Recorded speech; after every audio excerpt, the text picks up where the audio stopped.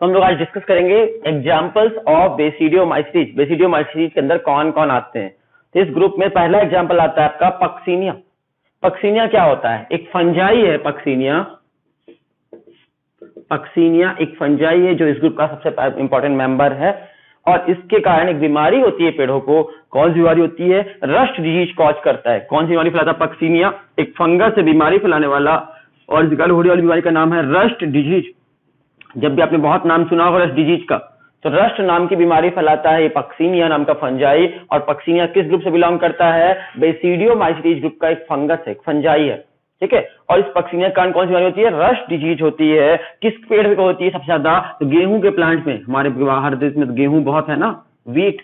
तो वीट के प्लांट्स में, तो गेहूं के पौधे में हमारी मेन फसल में से एक है। और बीट के प्लांट में रस्ट नाम की बीमारी होती है। किसकी वजह से होती है? पक्सीनिया नाम के फंगस की वजह से होती है, ठीक है। और ये फंगस की अगर खास बात है, ये फंगस हेट्रोसियस फंगस है। हेट्रोसियस फंगस का मतलब क्या होता है? HETERO, heteroecious. हेट्रोसियस फंगस का मतलब क्या होता है? इस हेट्रोसियस वर्ड का मतलब क्या है? तो हेट्रोसियस वर्ड का मतलब होता है कि ये फंगस अपना लाइफ साइकिल 2 होस्ट में कंप्लीट करता है। ये फंगस अपना लाइफ साइकिल कितने होस्ट में कंप्लीट करता है? इसको 2 होस्ट चाहिए होते हैं, एक होस्ट में से गुजारा नहीं होता। जैसे मच्छर का पढ़ा होगा, जैसे प्लाज्मोडियम का पढ़ा होगा आपने। प्लाज्मोडियम के 2 होस्ट हैं, एक मच्छर और एक इंसान। ह्यूमन की बॉडी और मच्छर दोनों के शरीर में अपना जीवन साइकिल, लाइफ साइकिल कंप्लीट करता है। वैसे ही पक्सीनिया हेट्रोसियस फंजाई है, 2 होस्ट में अपना लाइफ साइकिल कंप्लीट करता है। और इसके 2 होस्ट कौन कौन से हैं? तो इसका प्राइमरी होस्ट है गेहूं का पौधा, वीट। गेहूं के पौधे में प्राइमरी होस्ट कहलाएगा इसका। और सेकेंडरी होस्ट है बारबेरी का प्लांट। बारबेरी का प्लांट इसे 2 होस्ट में सेकेंडरी होस्ट हुआ। तो primary host, secondary host, 2 host अपना लाइफ साइकिल कंप्लीट करता है। इस कारण से ये हेट्रोसियस फंजाई में आता है। कौन? पक्सीनिया। और पक्सीनिया का होने वाली बीमारी का नाम है रस्ट डिजीज, ठीक है। किसमें होती है रस्ट डिजीज? गेहूं में होती है। तो गेहूं में होने वाली रस्ट डिजीज है और ये 2 होस्ट में कंप्लीट करता है, इसलिए इसको हेट्रोसियस फंजाई के नाम से भी जानते हैं, ठीक है। रस्ट साइकिल को पहली बार भारत के एक साइंटिस्ट जिनका नाम था KC मेहता, इन्होंने पहली बार, KC मेहता नाम के इंडियन साइंटिस्ट थे, इन्होंने पहली बार, KC मेहता नाम के साइंटिस्ट ने पहली बार, इंडियन साइंटिस्ट थे, इन्होंने पहली बार इसको डिस्कवर किया। किसको? पक्सीनिया के लाइफ साइकिल को डिस्कवर किया। और इसके ये सबसे पहले याद रखिएगा रस्ट साइकिल के नाम से जानते हैं। पक्सीनिया के लाइफ साइकिल क्या बोलते हैं? रस्ट साइकिल के नाम से जानते हैं। तो रस्ट साइकिल पहली बार डिस्कवर किसने किया? KC मेहता नाम के साइंटिस्ट ने रस्ट साइकिल डिस्कवर किया था। कितने होस्ट में कंप्लीट होता है? 2 होस्ट में। कौन कौन सा? वीट और बारबेरी। पक्सीनिया किस ग्रुप का फंजाई है? बेसिडियोमाइसीज, ठीक है। गेहूं में बीमारी फैलाता है रस्ट नाम की बीमारी। दूसरा फंजाई के बारे में बात करते हैं, ब्रैकेट फंजाई। पहला फंजाई कौन था? पक्सीनिया। अब दूसरे फंजाई से मिलते हैं, इसका नाम है bracket fungi. Number 2,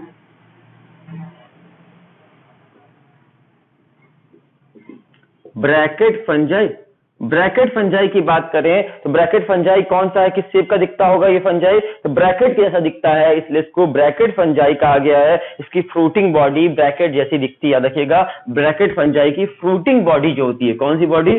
fruiting body जो होती है, it look like a fruiting body, look like a bracket. जैसे एक ब्रैकेट लगाते हैं, ये ब्रैकेट जैसी दिखती है, इसलिए इसको ब्रैकेट फंजाई के नाम से जानते हैं। तो ब्रैकेट फंजाई को ब्रैकेट फंजाई क्यों बोलते हैं? क्योंकि इसकी फ्रूटिंग बॉडी ब्रैकेट जैसी दिखती है। तीसरा, पफ बॉल फंजाई। नाम से मालूम चल रहा है कैसा दिखता होगा?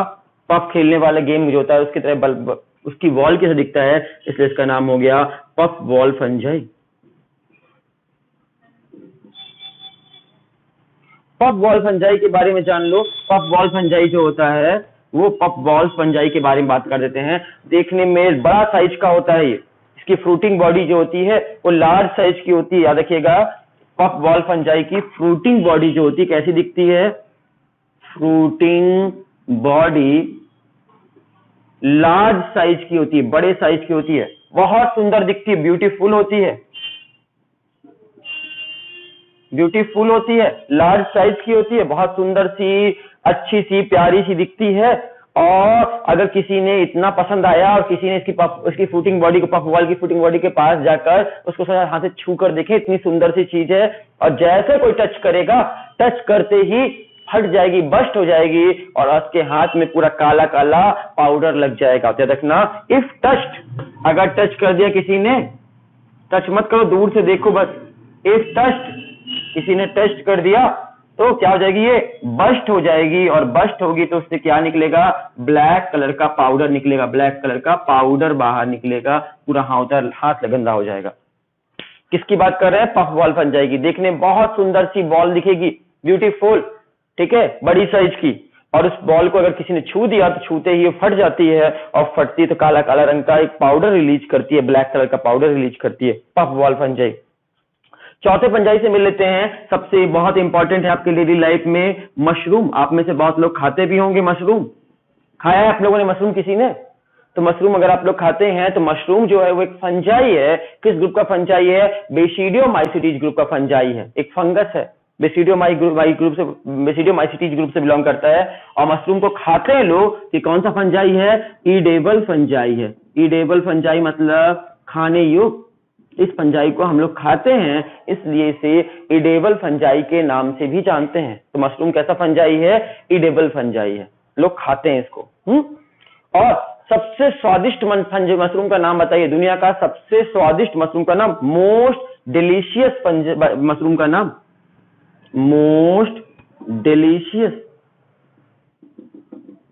मशरूम का नाम, सबसे स्वादिष्ट मशरूम कौन सा है दुनिया का? तो दुनिया का सबसे स्वादिष्ट मशरूम की बात करें तो एगेरिकस मशरूम को दुनिया का सबसे स्वादिष्ट मशरूम मानते हैं। एगेरिकस, ये एगेरिकस मशरूम जो है दुनिया का सबसे स्वादिष्ट मशरूम कहते हैं। और इस मशरूम को देखोगे अगर, इस मशरूम के छाते जैसा दिखता है ऐसा, ठीक है, और इसके इस निचले वाले हिस्से में यहाँ पर छोटे छोटे गिल्स बने होते हैं, ऐसे गिल्स जैसे मछली के गिल्स होते हैं वैसे यहाँ गिल्स पाए जाते हैं, इसलिए एगेरिकस को गिल्स फंजाई के नाम से भी जानते हैं। गिल्स फंजाई के नाम से भी जानते हैं। गिल्स फंजाई बोले या एगेरिकस बोले, दुनिया का सबसे स्वादिष्ट मशरूम है, सबसे स्वादिष्ट। आपको पता है मशरूम दो तरह के होते हैं, खाने वाले भी होते हैं और पॉइजनस भी होते हैं। कुछ मशरूम आपके एडेबल होते हैं और कुछ मशरूम पॉइजनस होते हैं, इतने जहरीले होते हैं कि अगर इतना सा भी खा लिया किसी ने तो खाते ही स्वाहा हो जाएगा, मर जाएगा इमीडिएटली, इतने जहरीले होते हैं। तो मशरूम दो तरह के होते हैं, इसलिए बिना पहचाने मशरूम मत खाना। अगर मशरूम आपका, इसीलिए हम लोग मशरूम की हजारों वैरायटी होती है, लेकिन हम लोग गिन चुन के 2-4 वैरायटी ही है जिसको खाते हैं, जिसको पहचानते हैं ढंग से, ठीक है। तो ईडेबल मशरूम हुआ। दूसरा मशरूम कैसा होता है? पॉइजनस मशरूम होता है, जहरीला मशरूम, पॉइजनस मशरूम दूसरा तरह का मशरूम हुआ, बड़ा ही जहरीला होता है। और दुनिया का सबसे जहरीला मशरूम का नाम कोई पूछे, दुनिया का सबसे जहरीला मशरूम का नाम क्या है? तो एमनिटा, AMANITA,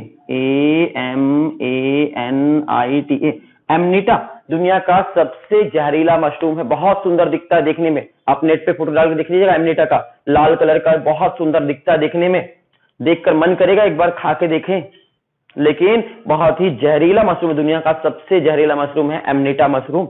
इतना सा भी खा लोगे तो मर जाओगे, ठीक है, ऑन द स्पॉट डेथ हो जाएगी। एमनिटा दुनिया का सबसे जहरीला मशरूम एमनिटा, और दुनिया का सबसे स्वादिष्ट मशरूम एगेरिकस। और मशरूम किस में आता है? मशरूम आता है बेसिडियोमाइसीटीज में। तभी तक हमको मालूम चला 3 तरह के फंगस को हम खा सकते हैं, मॉरेल, टॉफेल और मशरूम। इन तीनों फंगस को हम खा सकते हैं, खाने योग्य मशरूम है, ये फंगस है। अगले फंगस से मिलते हैं, 5वां फंगस है स्मट फंगस, स्मट फंजाई। 5वें फंजाई का नाम है SMUT, स्मट फंजाई, 5वां एग्जाम्पल है। और स्मट फंजाई को ऑस्ट्रिलेगो के नाम से भी जानते हैं, OSTILAGO, ऑस्ट्रिलेगो फंजाई के नाम से भी जानते हैं। और उसकी वजह से स्मट नाम की बीमारी होती है, इसलिए इसको स्मट फंजाई कहते हैं। ऑस्ट्रिलेगो इसका ओरिजिनल नेम हो गया और स्मट डिजीज करता है, इसलिए स्मट फंजाई। याद रखिएगा, बेसिडियोमाइसीटी के एग्जाम्पल क्या क्या पढ़ा है आपको? Puccinia, bracket fungi, puff wall fungi, mushroom और स्मट फंजाई या ऑस्ट्रिलेगो। ये सभी के सभी कैसे फंजाई हैं, आपके बेसिडियोमाइसीटीज ग्रुप से बिलोंग करते हैं। तो आप याद रखिएगा, आपसे कई बार पूछा जाता है कि मशरूम किस ग्रुप का फंजाई है, तो देखिएगा बेसिडियोमाइसीटीज ग्रुप का से बिलोंग करता है।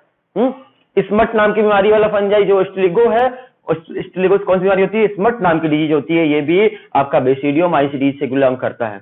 ये सारे बेसिडियोमाइसीटीज के एग्जांपल्स हमने यहाँ पे खत्म कर लिए। अब लास्ट आया आपका, लास्ट क्लास आई जिसका नाम है ड्यूटेरोमाइसीटीज, इसके बारे में पढ़ते हैं। आपको कौन कौन सा पढ़ा दिए हैं, आपको पढ़ा दिए हैं, सबसे पहला पढ़ाए थे आपको फाइकोमाइसीटीज, फिर एस्कोमाइसीटीज, फिर बेसिडियोमाइसीटीज, और अब लास्ट क्लास पढ़ने वाले हैं जिसका नाम है ड्यूटेरोमाइसीटीज। ड्यूटेरोमाइसीटीज,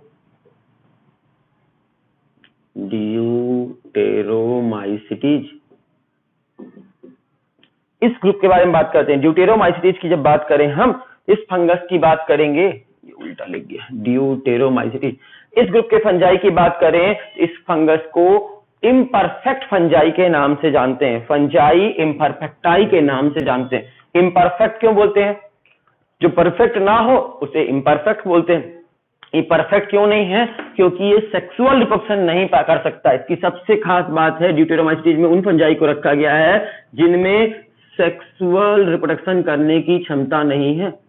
the fungi who can not sexually reproduce, जो फंगस सेक्सुअल रिप्रोडक्शन नहीं कर सकते, सेक्सुअल रिप्रोडक्शन अब्सेंट होगा जिन फंजाई में, जो भी फंजाई ऐसे होंगे जो सेक्सुअल बच्चे पैदा नहीं कर सकते, सेक्सुअल रिप्रोडक्शन नहीं कर सकते, उन सारे फंजाई को ड्यूटेरोमाइसीटीज ग्रुप में लाकर रख दिया गया है, चाहे वो कैसे भी दिखते हो। लेकिन अगर वो सेक्सुअल रिप्रोडक्शन नहीं कर सकते तो उनको किस में रख दिया गया है, ड्यूटेरोमाइसीटीज पे। और सेक्सुअल रिप्रोडक्शन नहीं कर सकते हैं, इसलिए इस फंजाई को क्या नाम से जानते हैं, बोलते हैं fungi imperfecti. Imperfect fungi imperfecti के नाम जानते हैं, क्योंकि ये सेक्सुअल रिप्रोडक्शन, इस ग्रुप के कोई भी फंगस सेक्सुअल रिप्रोडक्शन कर ही नहीं सकते। ठीक है, या अभी तक कोई साइंटिस्ट खोजे नहीं है। अगर किसी फंगस पे, इस ग्रुप के किसी फंजाई को हमने सेक्सुअल रिप्रोडक्शन करते हुए देख लिया या खोज डाला, कि साइंटिस्ट ने खोज लिया कि इस ग्रुप का कोई फंजाई सेक्सुअल रिप्रोडक्शन कर सकता है, उसको उसी दिन उसी समय उस ग्रुप से निकाल दिया जाएगा, इस क्लास से निकाल दिया जाएगा, बेसिडियोमाइसीटीज ग्रुप से, और उसको या तो फाइकोमाइसीटीज, एस्कोमाइसीटीज या बेसिडियोमाइसीटीज जहां फिट करेगा वहां पर शिफ्ट कर दिया जाएगा। इस ग्रुप में रहने का अधिकार उसी को है जो सेक्सुअल रिप्रोडक्शन नहीं कर सकता। जो भी सेक्सुअल रिप्रोडक्शन करेगा वो इस ग्रुप का फंजाई नहीं होगा, याद रखिएगा बहुत अच्छे से। अच्छा, इसकी बॉडी कैसी होगी, तो जैसे सभी फंगस की होती थी, आपको बताए थे अभी तक, फाइकोमाइसीटीज को छोड़ दें तो एस्कोमाइसीटीज, बेसिडियोमाइसीटीज और ड्यूटेरोमाइसीटीज, इन तीनों की बॉडी ब्रांच्ड और सेप्टेट होती है। सिर्फ और सिर्फ आपका फाइकोमाइसीटीज ऐसा था जिसकी बॉडी अनब्रांच्ड कोइनोसाइटिक थी। बाकी सारे फंगस जितने भी थे, एस्कोमाइसीटीज के, बेसिडियोमाइसीटीज के और ड्यूटेरोमाइसीटीज के, इन सभी फंजाई की बॉडी कैसी होती है, सेप्टेट भी होगी और ब्रांच होगी। सप्ता पाया जाएगा बीच में, सेप्टेट एंड ब्रांच होगी। इनमें आसेक्सुअल रिप्रोडक्शन होगा कि नहीं होगा, भैया सेक्सुअल तो कर नहीं सकते तो आसेक्सुअल करना ही पड़ेगा। आसेक्सुअल रिप्रोडक्शन हाँ होता है, आसेक्सुअल रिप्रोडक्शन प्रेजेंट। सिर्फ कैसा रिप्रोडक्शन कर सकते हैं, ये आसेक्सुअल रिप्रोडक्शन इनमें पाया जाता है। और इसमें आसेक्सुअल रिप्रोडक्शन करने के लिए ये क्या बनाते हैं, कोनिडिया का फॉर्मेशन करते हैं। कोनिडिया का फॉर्मेशन होगा और कोनिडिया के थ्रू बच्चे पैदा करेंगे। तो वो सारे फंजाई जो सेक्सुअल रिप्रोडक्शन नहीं कर सकते, आसेक्सुअल रिप्रोडक्शन करते हैं, कोनिडिया बनाते हैं, तो उनको इस ग्रुप में रख दिया गया है। किस ग्रुप में, ड्यूटेरोमाइसीटीज में। ठीक है, ड्यूटेरोमाइसीटीज को फंजाई इम्परफेक्टाई के नाम से भी जानते हैं। ठीक है, इस ग्रुप के ज्यादातर मेंबर देखो तो डिकम्पोजर है, सड़ाने के लिए चीजों को, कचरा फेंकते हो जो कचरा का सड़ाने काम करते हैं, रिसाइकलिंग ऑफ मिनरल्स करते हैं, रिसाइकलिंग में मदद करते हैं, डिकम्पोजर है। इसके एग्जाम्पल्स की बात करें, इसके एग्जाम्पल्स के नाम है, नंबर 1 है अल्टरनेरिया। इसके एग्जाम्पल्स को पढ़ते हैं, अगर ड्यूटेरोमाइसीटीज में अंदर कौन कौन से एग्जाम्पल आते हैं। ठीक है, ड्यूटेरोमाइसीटीज को एक लाइन में रखेगा, जो फंजाई सेक्सुअल रिप्रोडक्शन नहीं करते वही ड्यूटेरोमाइसीटीज में आते हैं। एग्जाम्पल की बात करें, पहला एग्जाम्पल है अल्टरनेरिया। अल्टरनेरिया एक फंजाई का नाम है और इसके कारण कौन सी बीमारी होती है, अर्ली ब्लाइट डिजीज होती है। अर्ली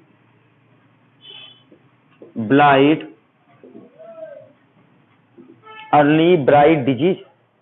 ठीक है, और अर्ली ब्राइट डिजीज किसमें होती है, तो आलू की फसल में, पोटैटो में। तो आलू में अर्ली ब्राइट नाम की डिजीज किसकी वजह से होती है? अल्टरनेरिया नाम के फंगस से होती है। अल्टरनेरिया फंगस किस ग्रुप का बिलोंग करता है? ड्यूटेरोमाइसीटीज से बिलोंग करता है। तो आप याद रखिएगा, अल्टरनेरिया एक फंगस का नाम है और इस फंगस से बीमारी होती है किसको? आलू की फसल को। और क्या होती है आलू की फसल को? कौन सी बीमारी होती है? Early bright disease. ठीक है, दूसरा बात करते हैं, आपका दूसरा एग्जांपल है ट्राइकोडर्मा। आपने नाम सुना होगा ट्राइकोडर्मा। ट्राइकोडर्मा भी एक फंजाई है इसी ग्रुप का और इसकी ज्यादातर एंटीगोनास्टिक एक्टिविटी में इसका यूज होता है।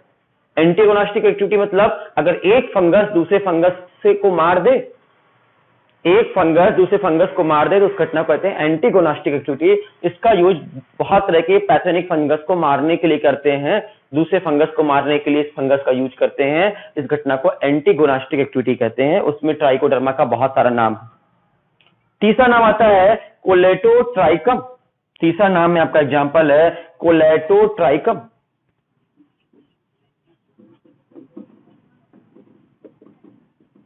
कोलेटोट्राइकम की बात करें हम, CHUM, कोलेटोट्राइकम की हम बात करें तो कोलेटोट्राइकम भी एक फंजाई है जो गन्ने में, गन्ना देखिए, गन्ना खाएं कभी?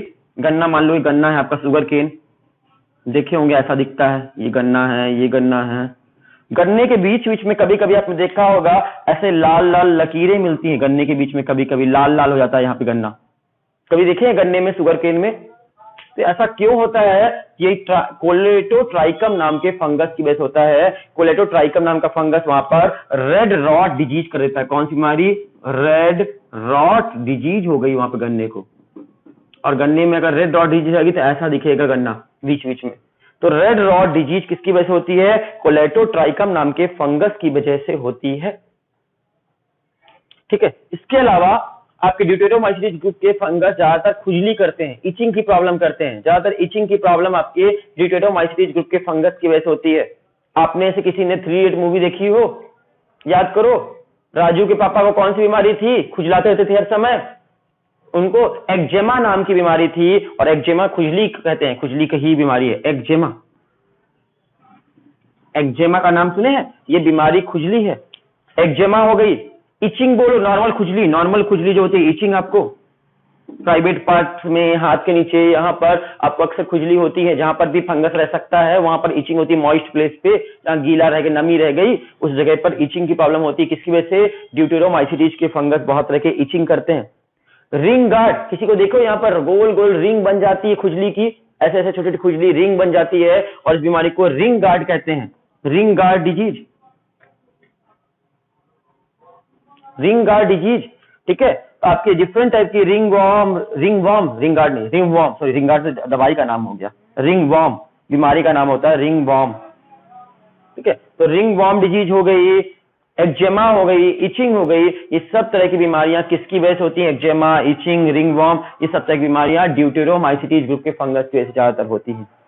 ठीक है, तो आपने पढ़ लिया, चारों किंगडम पढ़ा, चारों क्लास पढ़ा दिए। किंगडम फंजाई का 4 क्लास में डिवाइड करके पढ़ा है आपको, एस्कोमाइसीटीज, बेसिडियोमाइसीटीज, ठीक है, सॉरी, फाइकोमाइसीटीज, एस्कोमाइसीटीज, बेसिडियोमाइसीटीज और ड्यूटेरोमाइसीटीज।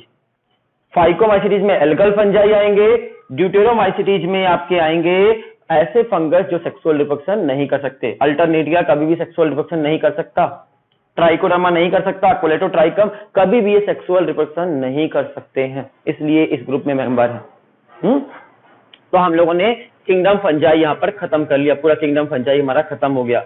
मोनेरा खत्म हो चुका है, प्रोटिस्टा खत्म हो चुका है और फंजाई भी हमने यहाँ पर, किंगडम फंजाई भी आपको खत्म कर दिया। नेक्स्ट क्लास में डिस्कस करेंगे हम किंगडम प्लांटी और किंगडम एनिमिलिया के बारे में, बचे हुए 2 किंगडम के बारे में। ठीक है, थैंक यू। चैप्टर आपका ऑलमोस्ट लगभग खत्म होने ही वाला है अब। तो हम लोग अभी तक डिस्कस कर चुके हैं kingdom Monera, kingdom protista, kingdom fungi, ये 3 किंगडम को हम लोगों ने पढ़ लिया। अब नेक्स्ट किंगडम का नाम आता है किंगडम प्लांटी। किंगडम प्लांटी में कौन आते हैं? तारे छूटे करके चौथे किंगडम, किंगडम प्लांटी में कौन आएंगे? नाम से मालूम चल रहा है, इसमें सारे प्लांट्स आएंगे, ऑल टाइप्स ऑफ प्लांट्स, जितने तरह के प्लांट्स होते हैं वो किंगडम प्लांटी में आएंगे। अब प्लांट्स के बारे में बताओ, प्लांट्स प्रोकैरियोट होता है या यूकैरियोट? तो प्लांट्स होते हैं यूकैरियोट्स होते हैं, ये पहली बात जान गए। इस ग्रुप के सारे मेंबर यूकैरियोट्स होंगे। फिर यूनिसेलुलर होंगे या मल्टी सेलुलर होंगे? तो सभी के सभी मल्टी सेलुलर होते हैं। कुछ एक्सेप्शन मिलेगा यूनिसेलुलर का, बाकी मैक्सिमम मेंबर इस किंगडम प्लांटी के मल्टी सेलुलर होते हैं। फिर फोटोसिंथेसिस कर सकते हैं कि नहीं कर सकते? हाँ, फोटोसिंथेसिस कर सकते हैं। फोटोसिंथेसिस करने की वजह से फोटोसिंथेसिस कर सकते हैं, इसलिए क्या कहलाएंगे? ऑटोट्रॉप कहलाएंगे। ऑटोट्रॉफ के नाम से जानेंगे कि फोटोसिंथेसिस कर सकते हैं, इसलिए इन्हें हम ऑटोट्रॉफ ऑर्गेनिज के नाम से जानेंगे। ठीक है, लेकिन इस ग्रुप में कुछ मेंबर ऐसा भी आपको पता रहना चाहिए, किंगडम प्लांटी में सारे ऑर्गेनिज्म ऑटोट्रॉपिक नहीं है, सारे ऑर्गेनिज्म फोटोसिंथेसिस नहीं कर सकते। इस ग्रुप में कुछ ऐसे ऑर्गेनिज्म भी हैं जो फोटोसिंथेसिस नहीं कर सकते हैं, और जो फोटोसिंथेसिस नहीं कर सकते हैं उन्हें क्या कहेंगे? जो फोटोसिंथेसिस नहीं कर पाएंगे उनको कहेंगे हेटेरोट्रॉप। और हेटेरोट्रॉप के एग्जांपल क्या होंगे? ऐसे ऑर्गेनिज्म जो फोटोसिंथेसिस नहीं कर सकते उनको क्या कहते हैं? हेटेरोट्रॉफ कहते हैं। और ये ऑर्गेनिज्म कैसे खाना खाते हैं? ये ऑर्गेनिज्म के पास क्लोरोफिल नहीं होता, फोटोसिंथेसिस नहीं कर सकते, इसलिए ये क्या करते हैं? हेटेरोट्रॉप ऑर्गेनिज्म पैरासाइटिक जीवन जीते हैं, पैरासाइट की तरह रहते हैं एक दूसरे प्लांट पर।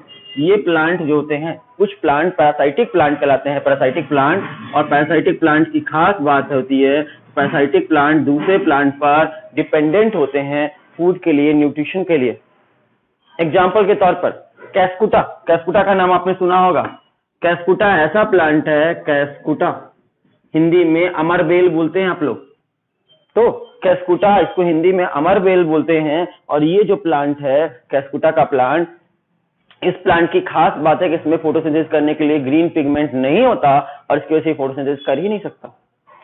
अब फोटोसिंथेसिस कर ही नहीं सकता तो करेगा क्या ये कैस्कुटा? तो कैस्कुटा कैसा है? दूसरे प्लांट के ऊपर बेल, अमर बेल कहते हैं, बेल की तरह होता है, लत्तर वाला प्लांट है, और दूसरे पेड़ों के ऊपर इसमें लत्तर बना लेता है, बेल बना लेता है और चढ़ जाता है, और दूसरे पेड़ों का न्यूट्रिशन सक कर चूस लेता है, दूसरे पेड़ों पे लपट जाता है और उसका न्यूट्रिशन को अब्जॉर्ब कर लेता है, न्यूट्रिशन को अपटेक कर लेता है वहां से, इसलिए उस पर पैरासाइट बन जाता है, वो प्लांट उसके लिए होस्ट हो जाता है, और ये पैरासाइट है, इसलिए पैरासाइटिक प्लांट का नाम पूछे तो कैस्कुटा। और किस ग्रुप में आएगा? हेटेरोट्रॉपिक न्यूट्रिशन करता है, दूसरे ऑर्गेनिज्म पर डिपेंडेंट है। अब सोचो, एक पेड़ को दूसरे पेड़ का रस चूसना है, किससे चूसेगा? किसकी मदद से रस चूसेगा? चूसक की मदद से। और चूसक को क्या कहते हैं? हॉर्स्चूरिया के नाम से जानते हैं। इसके पास क्या होगा? हॉर्स्चूरिया नाम का स्पेशल स्ट्रक्चर होगा, जिसकी मदद से ये न्यूट्रिशन को एब्जॉर्ब कर सकता है, दूसरे ऑर्गेनिज्म से खींच सकता है, इसलिए किसकी मदद से? हॉर्स्चूरिया की मदद से।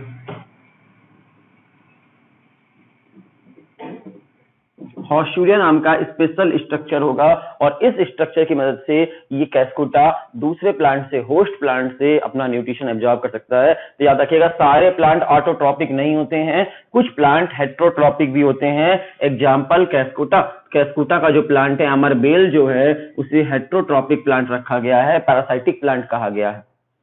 ठीक है, अब आपसे तीसरे तरह के प्लांट से मिलते हैं, ऐसे प्लांट जो इंसेक्ट को खाते हैं, इंसेक्टिवोरस कहलाते हैं, इंसेक्टिवोरस प्लांट।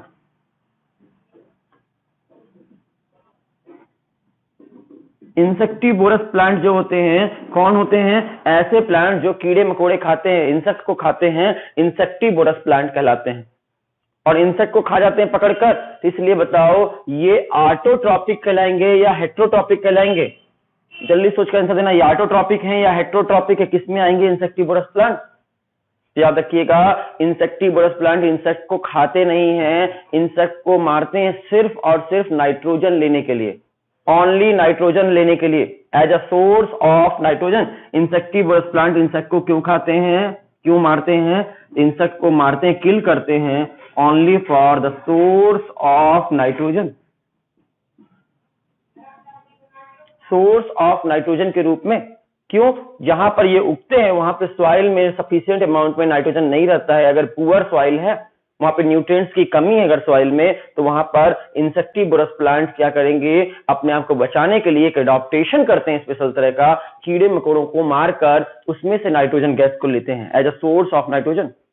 और नाइट्रोजन मिल गई वहां से, और ग्रीन पिगमेंट होता है इनमें कि नहीं होता? इंसेक्टिवोरस प्लांट में क्लोरोफिल होगा कि नहीं होगा? यस, क्लोरोफिल पाया जाता है, इसमें क्लोरोफिल प्रेजेंट होगा, और क्लोरोफिल प्रेजेंट होगा तो क्लोरोफिल की मदद से क्या कर सकते हैं? ये फोटोसिंथेसिस कर सकते हैं। और फोटोसिंथेसिस करके अपना खाना खुद बना सकते हैं। तो क्लोरोफिल इनके बॉडी में पाया जाता है जिसकी मदद से फोटोसिंथेसिस करके अपना खाना बना सकते हैं। मतलब इंसेक्टिवोरस प्लांट फोटोसिंथेसिस करेंगे कि नहीं करेंगे? हाँ करेंगे, इंसेक्टिवोरस प्लांट फोटोसिंथेसिस करेंगे। इसलिए इंसेक्टिवोरस प्लांट किस में आएंगे? हेटेरोट्रॉप में या ऑटोट्रॉप में? ऑटोट्रॉप में आएंगे, ऑटोट्रॉप ही कहलाते हैं। ठीक है, या फिर इनको कहना चाहो तो पार्शियली हेटेरोट्रॉप कह सकते हो। पार्शियली हेटेरोट्रॉप क्यों बोल सकते हो? थोड़ा सा हेटेरोट्रॉप है, पूरी तरह से प्योर ऑटोट्रॉप नहीं है, थोड़ा सा हेटेरोट्रॉप है, इसलिए इनको पार्शियली हेटेरोट्रॉप कह सकते हो।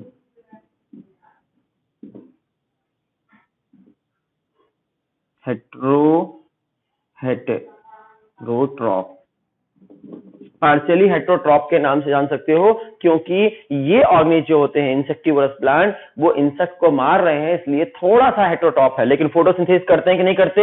हाँ करते हैं। याद रखना, इंसेक्टिवोरस प्लांट में फोटोसिंथेसिस होती है। कीड़े को सिर्फ as a source of nitrogen लेते हैं। इंसेक्ट को क्यों मारते हैं? As a source of nitrogen, इसलिए प्लांट इंसेक्टिवोरस प्लांट कहलाते हैं। इंसेक्टिवोरस प्लांट कहाँ रहते हैं? ज्यादातर आपकी ऐसी सॉइल में रहते हैं, पुअर सॉइल में रहते हैं, जहां पर रिच न्यूट्रिएंट्स ना हो, जहां पर न्यूट्रिएंट्स की कमी हो, वहां पर उगते हैं ज्यादातर। दलदली जमीनों में, ऐसी जमीनों में जहां पर न्यूट्रिएंट्स प्रॉपर ना मिले, नाइट्रोजन की कमी हो, वहां पर ये आराम से सर्वाइव कर जाते हैं। वहां दूसरे पेड़ नहीं रह पाते और ये आराम से वहां पर रह सकते हैं। अपना नाइट्रोजन की पूर्ति कैसे करेंगे? ट्रैप द इंसेक्ट, इंसेक्ट को ट्रैप करेंगे, पकड़ेंगे और उनको ट्रैप करके उनको मार कर उनसे न्यूट्रिशन लेंगे। ये स्पेशल तरह का एडॉप्टेशन है अपने आप को बचा रखने का पुअर सॉइल में। अब हम बात करेंगे इंसेक्टिवोरस प्लांट का। इंसेक्टिवोरस प्लांट के कुछ नाम बताइए, कुछ पेड़ों के नाम बताइए जो कीड़ों को खाते हो, इंसेक्ट को खाते हो, नॉन वेज खाने वाले पेड़ों के नाम। तो पहला पेड़ का नाम है नेपेंथस। नेपेंथस पहला प्लांट है इंसेक्टिवोरस प्लांट में, पहला प्लांट है नेपेंथस। इसको पिचर प्लांट के नाम से भी जानते हैं लोग बाग, पिचर प्लांट। नेपेंथस का ही दूसरा नाम है पिचर प्लांट। याद रखिएगा, पिचर प्लांट आपसे बोले या फिर pitcher plant, PITUCHER, pitcher plant के नाम से भी इसको जानते हैं। तो पिचर प्लांट आपको बोले, क्या हो रहा है? पिचर प्लांट के नाम से पूछा जाए, पिचर प्लांट में आता रखिएगा, नेपेंथस को ही पिचर प्लांट कहते हैं। नंबर 2 आपके सामने आता है Venus fly trap. Venus fly trap, इस पेड़ को देखेंगे, वेनस फ्लाई ट्रैप बहुत सुंदर दिखता है। नेपेंथस तो सभी ने देखा होगा, नेपेंथस कैसा दिखता है, पिचर प्लांट कैसा दिखता है? इसमें कुछ ऐसा स्ट्रक्चर होता है, ये रहा नेपेंथस का डायग्राम, कुछ ऐसा दिखता है। इसमें यहाँ पे कीड़े खाने आते हैं, फिसल के गिर जाते हैं अंदर, यहाँ पर डाइजेस्टिव जूस भरा रहता है, कीड़े यहाँ पे मक्खी नेक्टर पीने आती है, फिसल के इसके अंदर गिर जाती है। तो ये नेपेंथस ऐसा दिखता है, पिक्चर स्ट्रक्चर होता है इसमें। वेनस फ्लाई ट्रैप को देखेंगे तो वेनस फ्लाई ट्रैप कुछ ऐसा स्ट्रक्चर होता है, बहुत सुंदर। ऐसे ही मक्खी जैसे मेरे हाथ पे आकर बैठी, ऐसे ही मक्खी आकर बैठती है और ये धीरे से बंद कर लेता है इसको। मक्खी अंदर फंस जाती है, कीड़े मकोड़े अंदर फंस जाते हैं और मर जाते हैं। तो ऐसे ही स्ट्रक्चर खुला रहता है और जैसे कीड़े इसमें आते हैं ये बंद हो जाता है और अंदर कीड़े फंस जाते हैं और इस तरह ये आपके इंसेक्ट को मारता है और इंसेक्ट को मारकर न्यूट्रिशन लेता है। वेनस फ्लाई ट्रैप, ठीक है। तो वेनस फ्लाई ट्रैप, इस पेड़ को आपका माउथ लाइक स्ट्रक्चर देखने में दिखता है, जैसे कोई किसी का माउथ हो, लाल लाल होता है जैसे माउथ हो, तो माउथ लाइक स्ट्रक्चर देखने को मिलता है। तीसरा नाम आता है आपका यूट्रिकुलेरिया। यूट्रिकुलेरिया, यूट्रिकुलेरिया को आपका ब्लैडर वॉर्ट के नाम से भी जानते हैं, ब्लैडर वॉर्ट।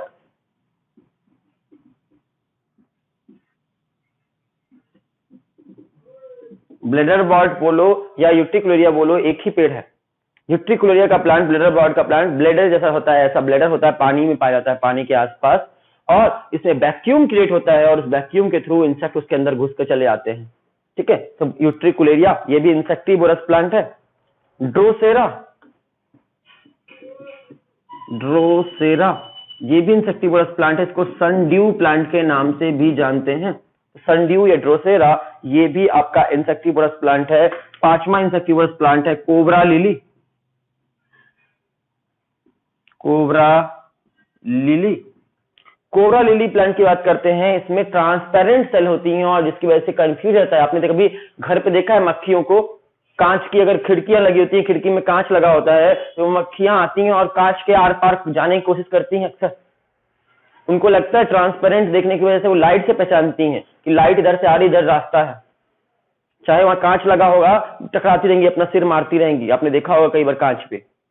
तो वैसे ही आपका प्लांट के अंदर ट्रांसपेरेंट सेल होती है, वहां से लाइट आती रहती है और मक्खी कंफ्यूज होकर वहां टकराती रहती है और टकराते मर जाती है। Cobra lily. इसमें एग्जिट गिलेट, बहुत सारे एग्जिट गिलेट लगते हैं, मिस कंफ्यूज कर देता है, मिस गाइड कर देता है और मक्खी कंफ्यूज आती है, आपके इंसेक्ट कंफ्यूज रहते हैं, लाइट सोचकर दीवार से मुंह मारते रहते हैं और मर जाते हैं। तो ये सारे के सारे आपके ये nepenthes, Venus fly trap, utricularia, drosera, cobra lily, ये सब इंसेक्टिवोरस प्लांट थे। ऑटोट्रॉप है, पार्शियली हेट्रोट्रॉप कह सकते हो इनको, इंसेक्टिवोरस प्लांट है। और आपको कैस्कुटा जो प्लांट पढ़ाए थे वो हेट्रोट्रॉपिक प्लांट है, वो फोटोसिंथेसिस कर ही नहीं सकता और ये सब फोटोसिंथेसिस करते हैं। फोटोसिंथेसिस के अलावा ये इंसेक्ट को मारकर खाते हैं, इसलिए इंसेक्टिवोरस कहलाते हैं। जबकि कैस्कुटा जो था प्योर हेट्रोट्रॉप प्लांट था। इसके बाद हम बात करते हैं किंगडम प्लांटी को। आपका डिटेल में अगर पढ़ा जाए तो किंगडम प्लांटी को 5 ग्रुप में बांट दिया गया है। कौन कौन से प्लांट में बांट दिया गया है? सबसे पहले प्लांट का नाम रखा गया है एल्गी, या फिर इसको थैलोफाइटा के नाम से भी जानते हैं, थैलोफाइटा पहला ग्रुप। दूसरे ग्रुप का नाम रखा गया है ब्रायोफाइटा, ब्रायोफाइटा। तीसरा है टेरिडो, पी से स्टार्ट होती है, पी साइलेंट रहेगा, टेरिडोफाइटा। चौथे ग्रुप का नाम रखा गया है जिम्नोस्पर्म, GYMNO, जिम्नोस्पर्म। और लास्ट ग्रुप का नाम रखा गया है एंजियोस्पर्म। दुनिया में ये 5 तरह के पेड़ देखने मिलते हैं, थैलोफाइटा, ब्रायोफाइटा, टेरिडोफाइटा, जिम्नोस्पर्म और एंजियोस्पर्म। ये 5 तरह के पेड़ दुनिया में होते हैं। इन 5 भागों में किंगडम प्लांटी को बांटा गया है। इसके बारे में डिटेल में किंगडम प्लांटी को आपका एक अलग चैप्टर बना दिया गया है जिसका नाम है चैप्टर 3। चैप्टर 3 में किंगडम प्लांटी आपको डिटेल में पढ़ने मिलेगा। शॉर्ट में हमने यहाँ पे आपको हल्की समरी दे दी है किंगडम प्लांटी के बारे में। डिटेल आपको डिस्क्रिप्शन इन सभी के बारे में डिटेल डिस्क्रिप्शन चैप्टर 3 में मिलेगा। इस चैप्टर के बाद नेक्स्ट चैप्टर जो आपका है चैप्टर 3 जिसका नाम है किंगडम प्लांटी, उसमें आपको एक करके सारे प्लांट्स के बारे में पढ़ाया जाएगा। इसलिए चैप्टर 3 में हम लोग किंगडम प्लांटी पढ़ेंगे। शॉर्ट समरी यहाँ पर किंगडम प्लांटी हमारा खत्म हुआ। नेक्स्ट बात करते हैं चौथा किंगडम जिसका नाम है kingdom Animalia. Kingdom Animalia, kingdom Animalia detail में आपको चैप्टर 4 में मिलेगा। चैप्टर 4 जब आपको पढ़ेंगे, चैप्टर 4 का नाम ही है किंगडम एनिमिलिया, वहां पर डिटेल में पढ़ाया जाएगा। यहाँ पे शॉर्ट में थोड़ा समरी दे देते हैं किंगडम एनिमिलिया के बारे में। सारे एनिमल्स, इसमें एनिमल्स आते हैं और एनिमल्स कैसे होते हैं? हेटेरोट्रॉपिक होते हैं, हेटेरोट्रॉपिक न्यूट्रिशन करते हैं, ऑटोट्रॉपिक नहीं होते। दूसरी बात, जितने भी एनिमल्स होते हैं वो बताइए यूकैरियोट्स होते हैं या प्रोकैरियोट्स होते हैं? तो सारे के सारे यूकैरियोट्स होते हैं। यूनिसेलुलर होते हैं या मल्टीसेलुलर? मल्टीसेलुलर होते हैं, मल्टीसेलुलर होते हैं। तो मल्टीसेलुलर, यूकैरियोट, हेटेरोट्रॉप, ये सब आपको बात मालूम होनी चाहिए। सेल वॉल होती कि नहीं होती एनिमल के सेल में? तो एनिमल के सेल में सेल वॉल जो होती है वो अब्सेंट होगी, सेल वॉल अब्सेंट होगी। इस सेल में, एनिमल के शरीर की सेल में सेल वॉल बिल्कुल भी नहीं पाई जाती। डाइजेशन कहाँ करेंगे? फंगस की तरह बॉडी के बाहर या बॉडी के अंदर? अब खाना खाते हो तो कहाँ डाइजेशन होता है? बॉडी के अंदर या बॉडी के बाहर? अंदर होता है। कहाँ पर? इंटरनल कैविटी में। तो फूड का डाइजेशन कहाँ होगा? इंटरनल कैविटी में डाइजेशन ऑफ फूड होगा। डाइजेशन कहाँ होगा? इंटरनल कैविटी में होगा। ठीक है। इनका अपना एक डेफिनेट शेप और साइज होता है, उस शेप साइज तक ही बढ़ते हैं। जैसे इंसान है, एक 6 फुट के आसपास बढ़ता है, उससे ज्यादा लंबा नहीं होता है। ये नहीं है कि जितना बड़ा होता है उतना बड़ा होता जाएगा पेड़ों की तरह। इसका एक डेफिनेट शेप और साइज होता है एनिमल्स का। ये भी एनिमल्स की एक खास बात है। एनिमल्स के पास सेंसरी ऑर्गन होते हैं, रिसेप्टर्स होते हैं, न्यूरोमीटर्स होता है, ठीक है, जिसकी मदद से वो समझ सकता है, आपको सेंस कर सकता है। इसके पास, एनिमल्स के पास आपके लोकोमोटरी ऑर्गन होते हैं जिसकी वजह से लोकोमोशन कर सकते हैं। तो मैक्सिमम एनिमल्स लोकोमोशन कर सकते हैं, उनके पास वेल डेवलप्ड लोकोमोटरी ऑर्गन होता है तो आपको किंगडम एनिमिलिया के बारे में डिटेल में जूलॉजी में चैप्टर 4 में आपको डिटेल में सर पढ़ाएंगे, ठीक है।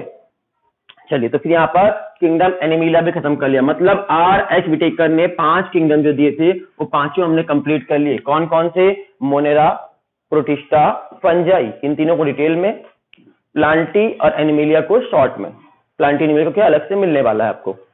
अब बात करते हैं, जब R.H. विटेकर ने 5 किंगडम क्लासिफिकेशन दिया तो उन्होंने उस समय कुछ ऑर्गेनिज को कोई क्लास में रखा ही नहीं, कोई ग्रुप में रखा, किसी भी किंगडम में रखा ही नहीं, बेचारे लावारिस हैं, उनके पास कोई घर ही नहीं है। वो कौन कौन से ऑर्गेनिज में जिनको छोड़ दिया गया, 5 किंगडम में इंक्लूड नहीं किया गया? तो पहला नाम आता है आपका लाइकिन। लाइकिन बना हुआ है 2 ऑर्गेनिज से। कौन कौन से हैं? फंगस और एल्गी। फंगस को किंगडम फंजाई में रखा गया है, एल्गी को किंगडम आपके प्रोटिस्टा में रखा गया है या फिर किंगडम प्लांटी में रखा गया है। तो आप देख सकते हो किंगडम प्लांटी में एल्गी है और किंगडम फंजाई में है आपका फंगस। लाइकिन किस में आएगा, किस किंगडम में जाएगा? ये बेचारा लावारिस है, दोनों तरफ का नहीं रह गया, ये किंगडम वाले भी नहीं रख रहे, उस किंगडम वाले भी नहीं रख रहे इसको, ठीक है। माइकोराइजा, इसके साथ भी यही हाल हुआ, बेचारा लावारिस है। वायरस, वायरस के शरीर में कितनी सेल होती है? यूनिसेलुलर है या मल्टी सेलुलर है? याद रखिएगा, इसके शरीर में 0 सेल होती है, सेल से बना ही नहीं, इसके शरीर में सेल होती ही नहीं है, इसलिए इसको असेलुलर ऑर्गेनिज कहा गया है। असेलुलर ऑर्गेनिज भी कहते हैं। वायरस के शरीर में सेल नहीं पाई जाती, सेल एब्सेंट होती है, ठीक है, विदाउट सेल होता है ये, कि वायरस के शरीर में सेल नहीं होती, इसलिए इसको असेलुलर ऑर्गेनिज कहा गया है। और वायरस को भी आपके R.H. विटेकर जी ने किसी ग्रुप में नहीं रखा। इसके भाई बहन भी हैं, वायरॉइड, प्रियॉन्स, ठीक है, इन सभी को भी, ये भी असेलुलर ऑर्गेनिज, इसको भी किसी ग्रुप में नहीं रखा है। तो असेलुलर ऑर्गेनिज्म जैसे कि वायरस, वायरॉइड, प्रियॉन्स, लाइकेन, इन सभी को, माइकोराइजा, इन सभी को किसी भी ग्रुप में नहीं रखा गया है और इसलिए बेचारे लावारिस हैं। इनको अलग से पढ़ेंगे 5 किंगडम के अलावा। तो हम 5 किंगडम के अलावा इनको पढ़ते हैं, तो नंबर 1 पढ़ लेते हैं, थोड़ा सा पढ़ते हैं वायरस के बारे में। वायरस क्या होता है?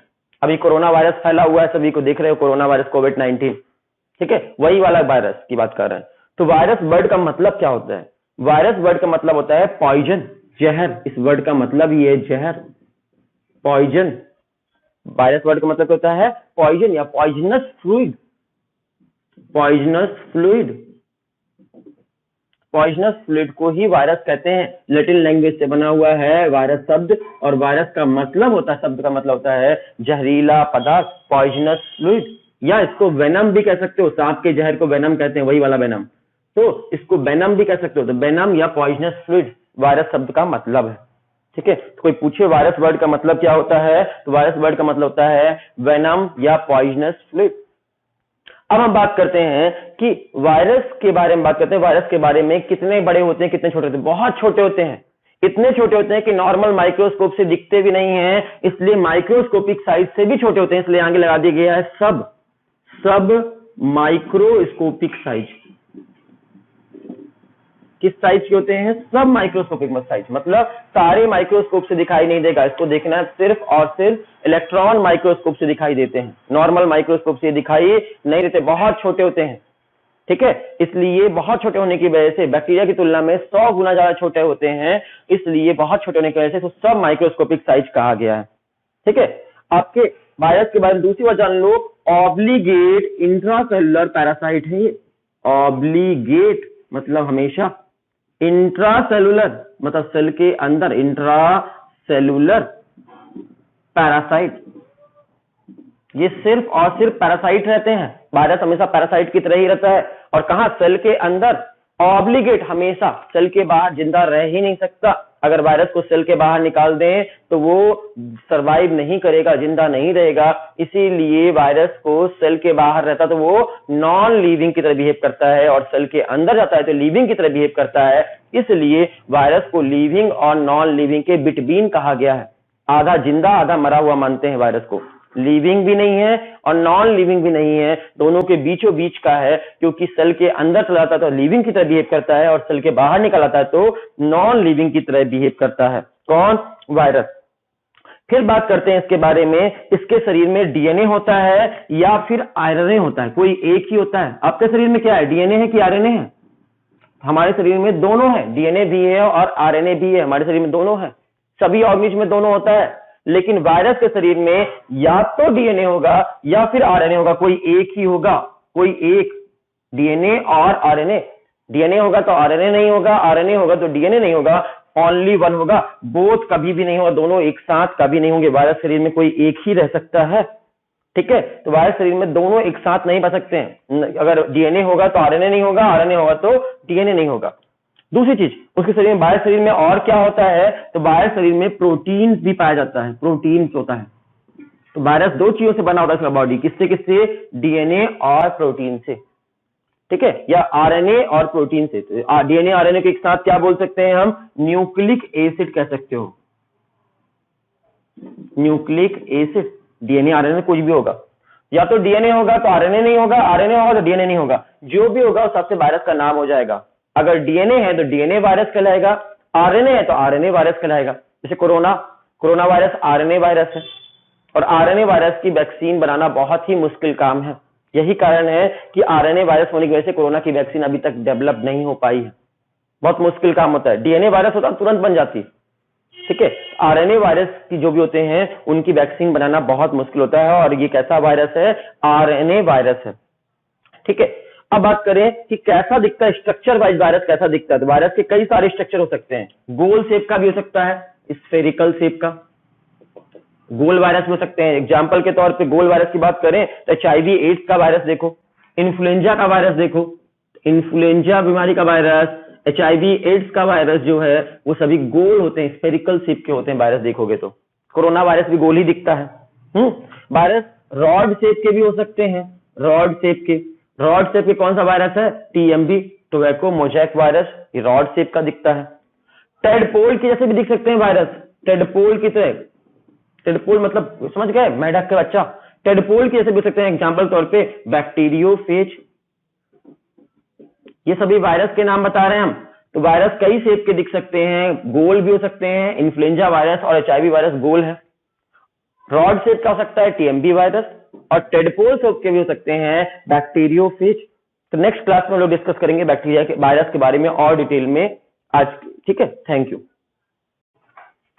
तो हम लोग लास्ट क्लास में डिस्कस कर रहे थे वायरस के बारे में, वायरस क्या होते हैं। हम लोगों ने लास्ट क्लास में पढ़ाया कि वायरस क्या होते हैं। वायरस वर्ड का मतलब होता है पॉइजनस फ्लूइड या वेनम होता है, जहरीला मटेरियल, ठीक है। फिर हमने बताया था वायरस के बारे में, वायरस ना तो लिविंग में कंसीडर किए जाते हैं, ना ही नॉन लिविंग कंसीडर किए जाते हैं, लिविंग और नॉन लिविंग के बिटवीन माने गए हैं। तीसरी बात बताई आपको वायरस के बारे में कि वायरस के शरीर दो चीजों से मिलकर बना होता है, प्रोटीन और न्यूक्लिक एसिड। न्यूक्लिक एसिड या तो डीएनए होगा या फिर आरएनए होगा, दोनों एक साथ नहीं पाए जा सकते। जबकि बाकी सारे ऑर्गेनिज्म में देखोगे डीएनए और आरएनए दोनों होता है, लेकिन वायरस शरीर में या तो डीएनए होता है या फिर आरएनए होता है। अगर डीएनए होगा तो डीएनए वायरस कहलाएगा, आरएनए होगा तो आरएनए वायरस कहलाएगा। वायरस के बारे में और बताए थे, ये ऑब्लिगेट पैरासाइट है, इंट्रासेलुलर पैरासाइट है। अब हम बात करते हैं वायरस की डिस्कवरी के बारे में। वायरस की डिस्कवरी में सबसे पहला नाम आता है डिमिट्री आइवानोव्स्की नाम के साइंटिस्ट का। ये आइवानोव्स्की नाम के साइंटिस्ट 1892 में इन्होंने क्या देखा पहली बार कि तंबाकू के पौधे पे, किसके प्लांट पे, टोबैको के प्लांट पे, टोबैको के प्लांट पे इन्होंने देखा। टोबैको के प्लांट पे क्या हो रहा था, मोजैक नाम की डिजीज हो रही थी। कौन सी डिजीज हो रही थी, मोजैक नाम की डिजीज हो रही थी। किसपे, तंबाकू के पौधे पे। तो इन्होंने पहली बार तंबाकू के पौधे पे मोजैक नाम की डिजीज देखी, बीमारी देखी, और इस बीमारी को पता लगाया कौन कर रहा है। इस बीमारी को एक माइक्रो ऑर्गेनिज्म कर रहा था, और वो माइक्रो ऑर्गेनिज्म इतना छोटा था कि वो बैक्टीरिया फिल्टर के आर पार निकल जा रहा था।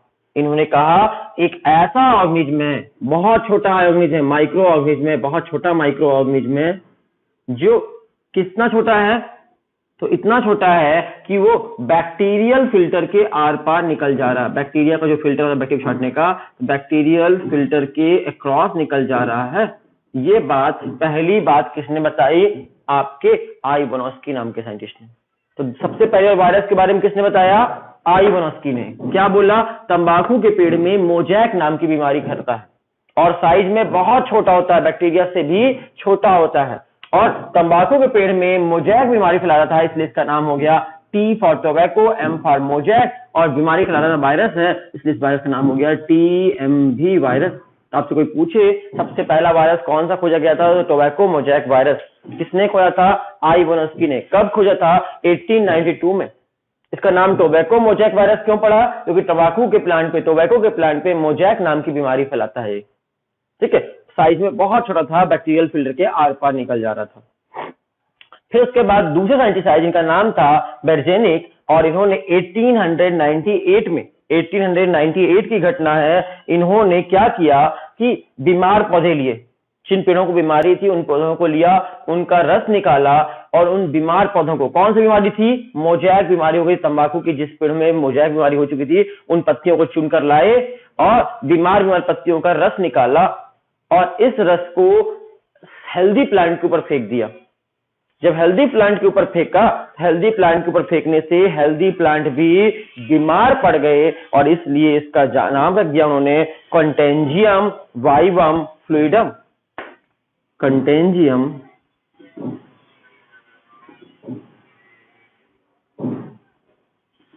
कंटेंजियम वाइवम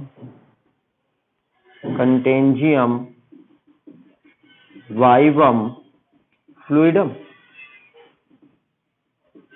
कंटेंजियम आपका वाइवम फ्लूइडम नाम किसको रखा गया? वायरस को ही नाम दिया गया, कंटेंजियम वाइवम फ्लूइडम। ये इंग्लिश नहीं है, ये लैटिन लैंग्वेज में लिखा है। किसने कहा? बेर्जेनिक ने कहा। किसके लिए कहा? वायरस के लिए। इसका मतलब क्या होता है? इसका मतलब होता है लिविंग इन्फेक्शियस फ्लूइड। इस वर्ड का मतलब होता है लिविंग, जिंदा होना चाहिए, लिविंग इन्फेक्शियस फ्लूइड। तो उन्होंने देखा कि एक ऐसा फ्लूइड है, इन्फेक्शियस फ्लूइड है, बीमारी फैलाने वाला एक लिक्विड है। इस लिक्विड का नाम रखा। किससे निकाला था? बीमार पेड़ों को, जिस पेड़ों में मोजैक नाम की बीमारी हो गई थी, उन पेड़ों का रस निकाला और उस पेड़ के रस को हेल्दी प्लांट के ऊपर फेंका, तो हेल्दी प्लांट बीमार हो गए, इसलिए उस रस का नाम क्या रख दिया? लिविंग इन्फेक्शियस फ्लूइड कहा, या फिर इसको कंटेंजियम वाइवम फ्लूइडम कहा। लैटिन लैंग्वेज में कंटेंजियम वाइवम फ्लूइडम। वाइवम मतलब लिविंग, कंटेंजियम मतलब फैलने वाला, इन्फेक्शियस फ्लूइड, इन्फेक्शन फैलाने वाला फ्लूइड। ठीक है, लिविंग फ्लूइड। किसने कहा था ये नाम? आपका बेर्जेनिक नाम के साइंटिस्ट ने किया था 1898 में। मतलब 1892 में इन्होंने बताया कि कोई बीमारी फैलाता है, और उसको उन्होंने रस निकाल के दूसरे पेड़ों पे फैला के देख लिया 98 में। मतलब इस घटना से इस घटना के बीच में आपके कितने ईयर का गैप है? 6 ईयर बाद, 6 सालों के बाद ही। फिर उसके बाद तीसरे साइंटिस्ट है जिनका नाम था WM स्टैनले। ये घटना है 1935 की, बहुत दिनों बाद। और स्टैनले नाम के साइंटिस्ट ने किया क्या? स्टैनले नाम के साइंटिस्ट ने क्रिस्टलाइज कर दिया TMV वायरस को। कौन से वायरस को? टोबैको मोजैक वायरस जिसकी बात कर रहे हैं, उसी TMV वायरस को, TMV को क्या कर दिया इन्होंने? क्रिस्टलाइज कर दिया, क्रिस्टल बना दिया, सॉलिड फॉर्म में क्रिस्टल बना दिया, क्रिस्टलाइज कर दिया TMV वायरस को। और इस बात के लिए सरकार ने खुश होकर इनको, सरकार ने सबसे बड़ा प्राइज, नोबेल प्राइज से सम्मानित किया। इनको इसके लिए क्या मिला था? नोबेल प्राइज मिला था। क्यों मिला था? क्योंकि इन्होंने पहली बार वायरस को क्रिस्टल फॉर्म में कन्वर्ट किया था। किसने? WM स्टैनले ने। 1935 की घटना है। याद रखिएगा, हिस्ट्री ऑफ वायरस में 3 नामों को पढ़ने हैं। पहला आइवानोस्की, बेर्जेनिक और स्टैनले। ठीक है, आइवानोस्की ने क्या किया? सबसे पहला TMV वायरस को देखा। क्या देखा? कि ये तंबाकू के पेड़ में मोजैक नाम की बीमारी फैलाता है और बैक्टीरियल फिल्टर के आर पार निकल जाता है, बहुत छोटा है। फिर बेर्जेनिक ने क्या देखा? उन्होंने देखा हेल्दी प्लांट में अगर इसका रस डाल दें तो हेल्दी प्लांट भी बीमार हो जाता है, इसलिए इसको लिविंग इन्फेक्शियस फ्लूइड कहा, कंटेंजियम वाइवम फ्लूइडम कहा। फिर स्टैनले नाम के साइंटिस्ट आए, उन्होंने क्या किया? TMV वायरस को पहली बार क्रिस्टल बना दिया और इसके लिए उनको नोबेल प्राइज मिला। ये हिस्ट्री थी। 3 साइंटिस्ट के बारे में जरूर पढ़ लीजिएगा, आपके NCERT बुक में दिया हुआ है, इसलिए पढ़ना इंपॉर्टेंट है आपको ये तीनों साइंटिस्ट के बारे में। बैक्टीरिया की हिस्ट्री खत्म हो गई, कैरेक्टर खत्म हो गए, स्ट्रक्चर पढ़ा चुके हैं। बैक्टीरिया 3 शेप का होता है, स्फेरिकल शेप का, दूसरा रॉड शेप का या टेट्रापोल शेप का, ये भी पढ़ा चुके हैं आपको। बैक्टीरिया के शरीर में या तो DNA होगा या फिर RNA होगा। ठीक है, दोनों एक साथ नहीं हो सकते हैं, ये भी बता चुके हैं। अब हम बात करें कि DNA RNA में कैसा होगा, सिंगल स्ट्रैंडेड होगा या डबल स्ट्रैंडेड होगा। याद रखिएगा। जनरली अगर हम बात करें प्लांट वायरस की, generally in plant virus, plant में जो वायरस होते हैं, प्लांट वायरस की बात करें, प्लांट में फैलने वाले वायरस में सिंगल स्टैंडर्ड आरएनए होता है, आरएनए होता है। ज्यादातर प्लांट वायरस आरएनए वायरस होते हैं और वो भी सिंगल स्टैंडर्ड आरएनए होता है, सिंगल स्टैंड होता है, ठीक है। और जो एनिमल्स को बीमारी फैलाते हैं, एनिमल्स वायरस की बात करें, एनिमल वायरस की बात करें, एनिमल वायरस कुछ भी हो सकते हैं। एनिमल वायरस में आपका ज्यादातर होता है डबल स्टैंडर्ड डीएनए होता है। एनिमल बीमारी फैलाने वाले वायरस में ज्यादा डबल स्टैंडर्ड डीएनए होता है। कभी कभी आपका सिंगल स्टैंडर्ड आरएनए भी होता है, कभी कभी डबल स्टैंडर्ड आरएनए भी होता है, और कभी कभी सिंगल स्टैंडर्ड डीएनए भी होता है। इनमें से कुछ भी हो सकता है इसके पास। सबसे ज्यादा क्या होता है, ज्यादा चांस होता है डबल स्टैंडर्ड डीएनए होने का, और यहाँ सबसे ज्यादा चांसेस होता है सिंगल स्टैंडर्ड आरएनए होने का। तो प्लांट वायरस एनिमल वायरस में डिफरेंस है मेजर। फिर तीसरा डिफरेंस बताते हैं आपको, बैक्टीरियोफेज में क्या होता है। बैक्टीरियोफेज आपने नाम सुना होगा, ये भी वायरस है। बैक्टीरियोफेज बैक्टीरिया नहीं है, ये वायरस है, ठीक है। बैक्टीरिया को खाने वाला वायरस, फेज मतलब होता है खाना, ईटिंग, तो बैक्टीरिया को खाता है, इसलिए इसका नाम हो गया बैक्टीरियोफेज। और बैक्टीरियोफेज के अंदर देखिएगा आप डबल स्टैंडर्ड डीएनए होता है, याद रखिएगा। बैक्टीरियोफेज के अंदर डबल स्टैंडर्ड डीएनए होता है, याद रखिएगा, ये पूछे तो बैक्टीरियोफेज में क्या होता है, डबल स्टैंडर्ड डीएनए होता है। अब किसी भी बैक्टीरिया का वायरस का डायग्राम देखेंगे, सपोज बैक्टीरियोफेज का डायग्राम बनाकर दिखाते हैं आपको। ये बैक्टीरियोफेज का डायग्राम है, बाहर पे एक ऐसा सा लेयर होगा, कोट, ये देखो, ये बैक्टीरियोफेज का कोट है बाहर का। और ये कोट किस चीज का बना हुआ होता है, ये कोट बना होता है प्रोटीन से बना हुआ होता है, इसको आउटर कोट ये भी आप बोलते हैं, और ये प्रोटीन का बना हुआ होता है। इसे हम कैप्सिड के नाम से भी जानते हैं, कैप्सिड, बाहर का खोल, आउटर मोस्ट खोल, किस चीज का बना होता है, कैप्सिड, प्रोटीन का बना हुआ होता है। और इसके सेंटर में बात करें, सेंट्रल पार्ट की बात करें, जिसके सेंटर वाले पार्ट में, सेंट्रल कोर में क्या पाया जाएगा, न्यूक्लिक एसिड पाया जाएगा। और ये बैक्टीरियोफेज, इसलिए इसमें क्या होगा, double standard DNA, double standard DNA बना दूं, ये देखो डबल स्टैंडर्ड डीएनए, एक स्टैंड दूसरा स्टैंड, तो इसके सेंटर में क्या पाया जाएगा, double standard DNA, nucleic acid. कोई भी आप देख लो, कोई भी वायरस को देख लेना, उसमें यही दो चीजें होंगी, एक होगा न्यूक्लिक एसिड, दूसरा होगा प्रोटीन का कोड। प्रोटीन के कोड को क्या कहेंगे, कैप्सिड के नाम से जानेंगे, और अंदर का सेंट्रल कोड को क्या कहेंगे, सेंटर में जो है इसको न्यूक्लिक एसिड कहेंगे, ठीक है। तो न्यूक्लिक एसिड, ये न्यूक्लिक एसिड क्या होगा, अगर प्लांट वायरस होंगे तो single standard DNA, single standard RNA होगा। एनिमल वायरस होंगे तो डबल स्टैंडर्ड डीएनए होने के ज्यादा चांस है, लेकिन कुछ भी हो सकता है। और बैक्टीरियोफेज होगा तो उसमें ज्यादातर चांस है डबल स्टैंडर्ड डीएनए होने के। आपको इतनी बात समझ में आई। इसके बाहर के खोल को क्या कहते हैं, कैप्सिड कहते हैं, और सेंट्रल कोर को क्या कहते हैं, सेंट्रल कोर जो है, सेंट्रल कोर न्यूक्लिक एसिड का बना हुआ होता है। और एक साथ इसको क्या कह सकते हैं, न्यूक्लियो कैप्सिड, इसको न्यूक्लिक एसिड, इसको कैप्सिड, तो दोनों को एक साथ क्या कह सकते हैं, न्यूक्लियो कैप्सिड के नाम से जान सकते हैं। दोनों को एक साथ क्या बोल सकते हैं, न्यूक्लियो कैप्सिड। न्यूक्लियो कैप्सिड का मतलब क्या हुआ, न्यूक्लिक एसिड भी है और कैप्सिड भी है, दोनों है, तो न्यूक्लियो कैप्सिड एक साथ बोल सकते हो इन दोनों को एक साथ। अब बात यह है कि जब भी वायरस आपके शरीर में अटैक करता है तो क्या, कैसे हमला करता है, वायरस आपके शरीर में करता क्या है। तो जब भी वो आपके शरीर में, मैकेनिज्म ऑफ इन्फेक्शन की बात करें तो वायरस हमको कैसे इन्फेक्शन करता है, तो जैसे कि कंप्यूटर का वायरस जानते हैं, कंप्यूटर में वायरस आता है, कंप्यूटर में वायरस लगता है तो क्या होता है, कंप्यूटर की जो मैकेनिज्म होती है उसको कंट्रोल कर लेता है, उसको हाईजेक कर लेता है, और आपका कंप्यूटर प्रॉपर काम नहीं करता जैसा करना चाहिए, बोलते हैं कंप्यूटर में वायरस लग गए हैं। ठीक वैसे ही आपका ये वायरस भी हमारे शरीर में पहुंचेगा तो सबसे पहला काम क्या करेगा, सबसे पहले सेल को इन्फेक्ट करेगा, तो सबसे पहला काम करेगा कि take over the machinery of host cell. पहला काम क्या करेगा, सबसे पहला काम मैकेनिज्म का टेक ओवर करेगा। टेक ओवर मतलब अपने कब्जे में लेगा, take over the machinery of host cell. जिस सेल में हमला करेगा उस सेल की पहले मैकेनरी को अपने कंट्रोल में लेगा, टेक ओवर ले लेगा। फिर क्या करेगा, अपनी गिनती बढ़ाएगा, रेप्लिकेट देमसेल्फ, अपनी गिनती बढ़ाएगा, रेप्लिकेट, इसे सब कब्जे में आ जाएगा जैसे ही अपनी गिनती बढ़ाने लगेगा, रेप्लिकेट करेगा, रेप्लिकेट करेगा, नंबर में गिनती में बढ़ेगा, बहुत सारे हो जाएंगे, देखते देखते बहुत सारे वायरस हो जाएंगे, और लास्ट में तीसरा काम क्या करेगा, किल कर देगा, kill the host cell, host cell को मार देगा, जिस सेल में पैदा हुआ, जिस थाली में खाया उसी थाली में छेद कर देगा। ये 3 स्टेप है मैकेनिज्म। वायरस आपके शरीर में इंफेक्शन कैसे करेगा, सबसे पहले आपके शरीर के अंदर घुसेगा और आपके शरीर की सारी मशीनरी को अपने कंट्रोल में ले लेगा, फिर अपनी गिनती बढ़ाएगा, वो अंदर जाकर रेप्लिकेट करेगा और फिर आपकी सेल को मारना शुरू कर देगा, सारी सेल एक एक करके मरना शुरू हो जाएंगी आपके शरीर की।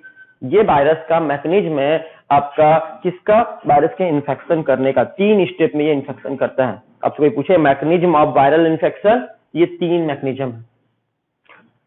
फिर वायरस कितने तरह के होते हैं, तो बोले आपको अगर डीएनए पाया जाएगा तो डीएनए वायरस कहलाएंगे, आरएनए पाया जाएगा तो आरएनए वायरस कहलाएंगे। इसके अलावा भी वायरस कई तरह के होते हैं, जैसे कि बैक्टीरियोफेज, बैक्टीरियोफेज नाम से मालूम चल रहा है कि बैक्टीरिया मतलब बैक्टीरिया और फेज का मतलब होता है ईटिंग, खाना। बैक्टीरिया को खाने वाले वायरस, मतलब ये वायरस किसको इन्फेक्शन कराते होंगे, these virus infect to the virus, bacteria किसको इन्फेक्ट करते होंगे, इन्फेक्ट टू बैक्टीरिया, बैक्टीरिया को इन्फेक्शन करते होंगे, बैक्टीरिया को मारते हैं जान से, इसलिए बैक्टीरियोफेज कहलाते हैं, बैक्टीरिया को मारने वाला वायरस। तो बैक्टीरियोफेज वायरस है कि बैक्टीरिया है, वायरस है। किसको मारता है, बैक्टीरिया को खा जाता है, मार डालता है, इसलिए इसका नाम हो गया बैक्टीरियोफेज। आपने सुना होगा गंगा नदी के पानी में कीड़े नहीं लगते, क्यों नहीं लगते, तो गंगा नदी के पानी में बैक्टीरिया की बदबू क्यों नहीं आती है, क्योंकि वहां बैक्टीरिया नहीं रह पाता। क्यों नहीं रह पाता गंगा नदी के पानी में बैक्टीरिया, क्योंकि वहां पर बैक्टीरियोफेज बहुत सारे पाए जाते हैं गंगा नदी के पानी में, और बैक्टीरियोफेज नाम के वायरस बहुत है पानी में, और इस वायरस की वजह से सारे बैक्टीरिया मर जाते हैं। अच्छा वायरस है तो बैक्टीरिया को, बाकी बैक्टीरिया को मार देता है, इसलिए पानी सड़ नहीं पाता, ई कोलाई वगैरह को मार देता है। फिर देखते हैं बैक्टीरिया को मारता है, इसलिए इसका नाम हो गया बैक्टीरियोफेज। अब आप दूसरा नाम बताइएगा, हम आपको नाम बता रहे हैं, आप बताइए किसको क्या करता होगा, साइनोफेज। इस बैक्टीरिया के बारे में बता सकते हैं कौन है ये, साइनोफेज, जिसको पता है कमेंट करिए। साइनोफेज किसको इन्फेक्शन करता होगा, क्यों इसका नाम साइनोफेज पड़ा, साइनो बैक्टीरिया नाम याद है आपको, blue green algae, cyano bacteria. ये साइनो बैक्टीरिया को इन्फेक्ट करता है, को मार कर खा जाता है, साइनो बैक्टीरिया को इन्फेक्ट करता है, they infect the cyano bacteria, ठीक है, it infect the cyano bacteria, cyano bacteria को इन्फेक्ट करता है, इसलिए इसका नाम पड़ गया साइनोफेज। साइनोफेज भी एक वायरस का नाम है।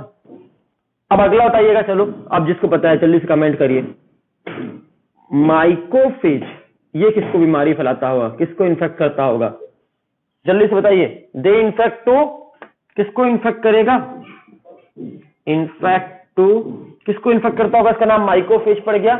M/C, माइको मतलब होता है फंजाई, तो फंजाई को इन्फेक्ट करता होगा, इन्फेक्ट टू फंजाई, ये फंजाई को इन्फेक्ट करता है, इसलिए ये माइकोफेज कहलाएगा। तो फंगस को इन्फेक्ट करेगा तो माइकोफेज, साइनोबैक्टीरिया मतलब ब्लू ग्रीन एल्गी को इन्फेक्ट करेगा तो साइनोफेज, बैक्टीरिया को इन्फेक्ट करेगा कोई भी बैक्टीरिया को तो बैक्टीरियोफेज। इस तरह इसके 3 अलग अलग नाम हो गए। फिर बात करें कि वायरस के कारण होने वाली कुछ कॉमन बीमारियों के नाम बताइए। आपको कई बार आ जाता है बैक्टीरियल डिजीज, वायरल डिजीज और फंगल डिजीज को मिक्स कर देता है और छांटने के लिए दे देता है कि इनमें से वायरल से होने वाली बीमारियां कौन कौन सी हैं, वायरस की वजह से होने वाली बीमारियां। तो कॉमन बीमारियों की बात करते हैं जो आपकी डेली लाइफ में वायरस की वजह से होती है। पहला बीमारी का नाम है मम्स, MUMPS, मम्स, नाम सुना है। छोटे छोटे इसमें छोटी फुड़िया हो जाती है पूरी बॉडी में, बहुत छोटी हो जाती हैं, इसे मम्स कहते हैं, वायरस की वजह से होती है। दूसरी बीमारी की बात करते हैं स्मॉल पॉक्स, नाम सुना है, छोटी माता, स्मॉल पॉक्स, माता निकल आई है छोटी वाली, छोटी नहीं बड़ी माता, स्मॉल पॉक्स का नाम बस है स्मॉल, ये बड़ी माता होती हैं, इसमें इतने बड़ी बड़ी साइज की फुड़िया हो जाती हैं और इसका एक बार हो गई तो जिंदगी भर इसका दाग नहीं जाता है। एक बार हो गया इसके शरीर में तो जिंदगी भर के लिए दाग बन जाता पूरी बॉडी पे, इसे स्मॉल पॉक्स कहते हैं। और ये धरती से अब खत्म हो चुकी है, इंडिया से ये बीमारी को हम लोगों ने जीत लिया है, विनर है हम लोग, ठीक है। ये बीमारी अब किसी को नहीं होती, पहले कुछ साल पहले तक होती थी लेकिन अब किसी को ये बीमारी नहीं होती क्योंकि इसका वैक्सीन हम लोगों ने अच्छे से बना लिया है और वैक्सीन में से बीमारी हमारी धरती से हमने हटा दी है पूरी तरह से।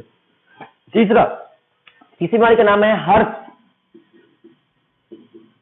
हर्ष बीमारी, ये तीसरी बीमारी है वायरस की वजह से होने वाली। चौथी बीमारी का नाम है इन्फ्लुएंजा। इन्फ्लुएंजा आपने सुना होगा नाम, इन्फ्लुएंजा। इन्फ्लुएंजा ये भी वायरस की वजह से होने वाली बीमारी है।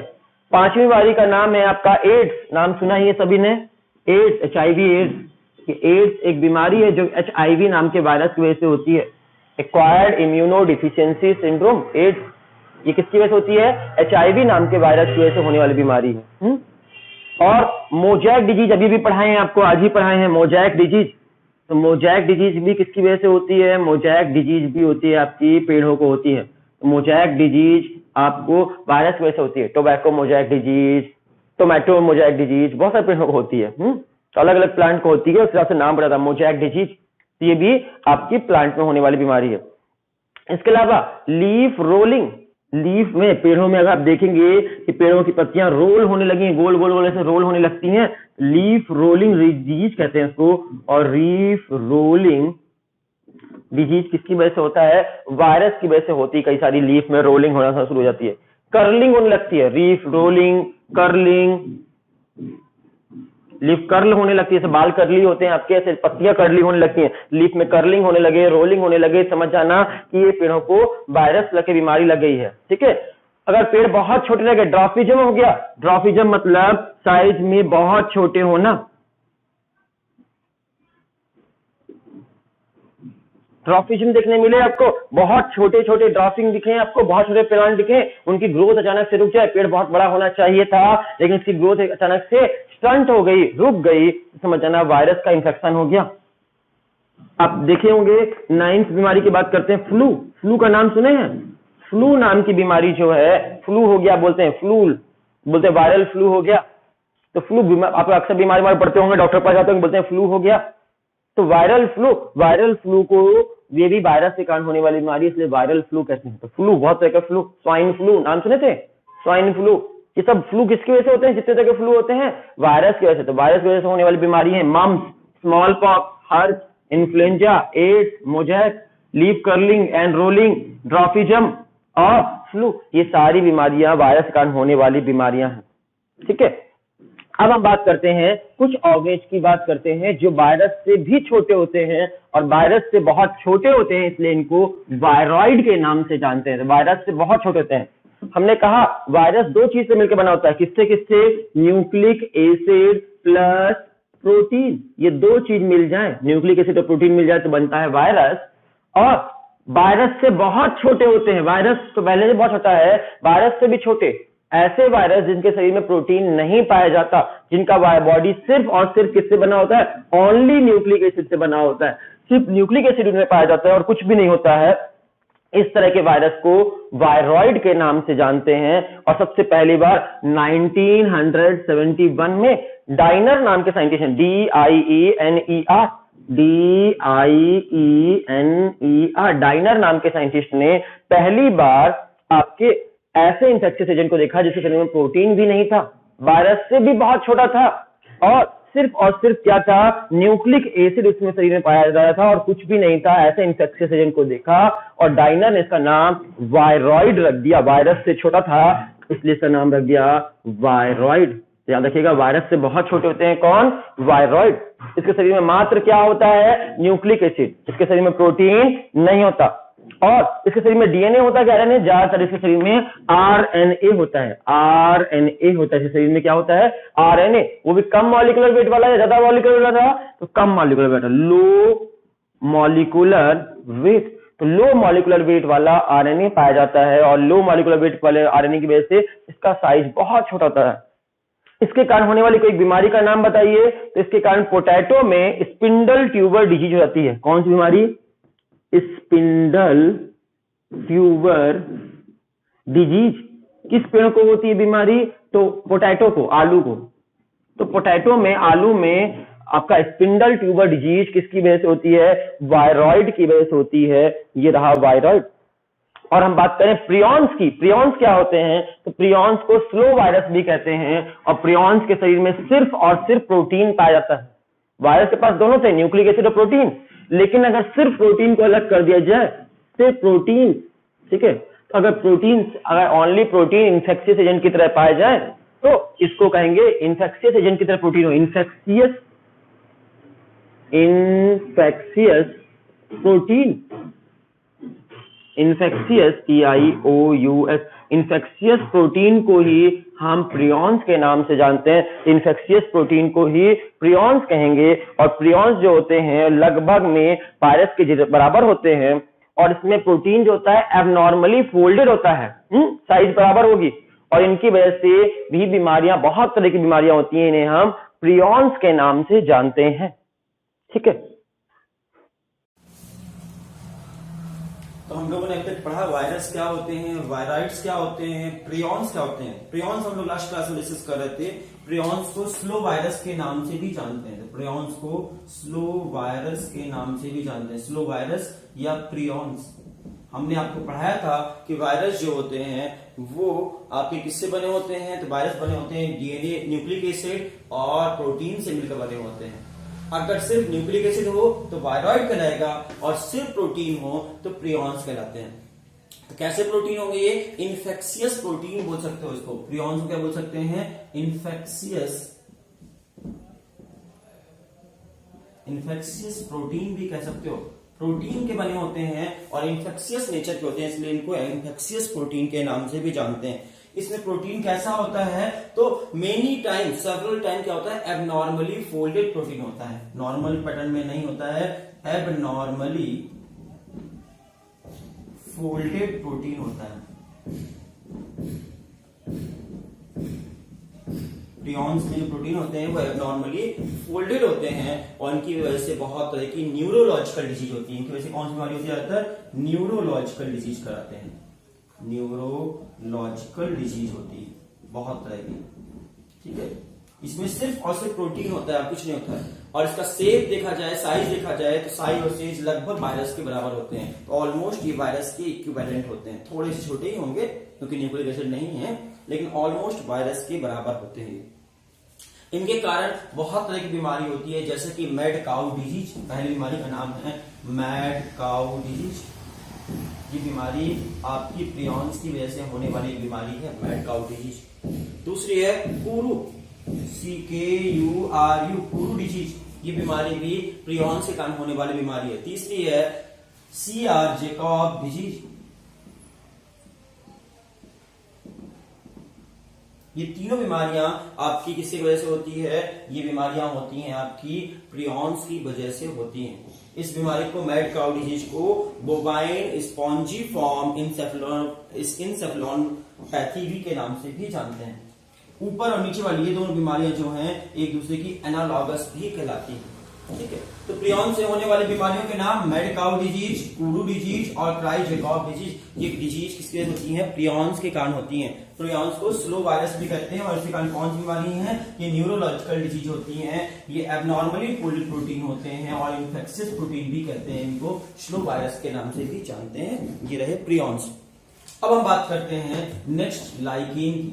आपको थोड़ा सा इंट्रोडक्शन दे चुके हैं लाइकेन का पहले ही। लाइकेन क्या होते हैं? सिम्बायोटिक एसोसिएशन में अगर दो ऑर्गेनिज, कौन कौन से दो ऑर्गेनिज? फंजाई प्लस एल्गी, ये दोनों ऑर्गेनिज सिम्बायोटिक पैटर्न में एक दूसरे के साथ जुड़ जाएं, उसे लाइकेन के नाम से जानते हैं।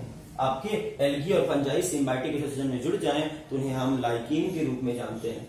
फंजाई का काम क्या है? तो फंजाई आपका इसमें दो काम करता है। क्या क्या काम करता है इसमें? फंजाई का काम क्या है? पहला, ये रूट की तरह बिहेव करता है, प्लांट्स की रूट की तरह बिहेव करता है। और रूट का काम क्या है? Provide shelter. पहला काम है प्रोवाइड शेल्टर। फंजाई का पहला काम है शेल्टर प्रोवाइड करना, प्रोवाइड शेल्टर, रहने की जगह देता है। किसको? एल्गी को।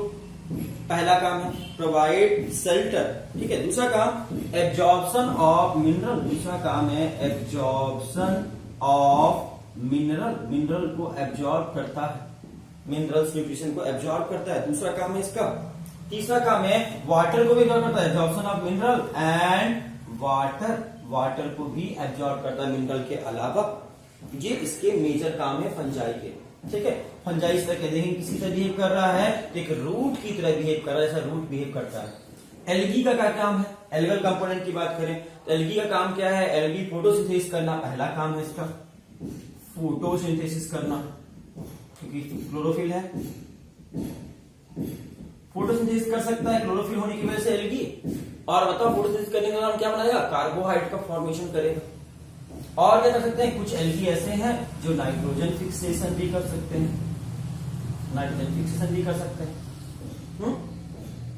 तो ये देख पा रहे हो, एल्गी का ये काम हो गया।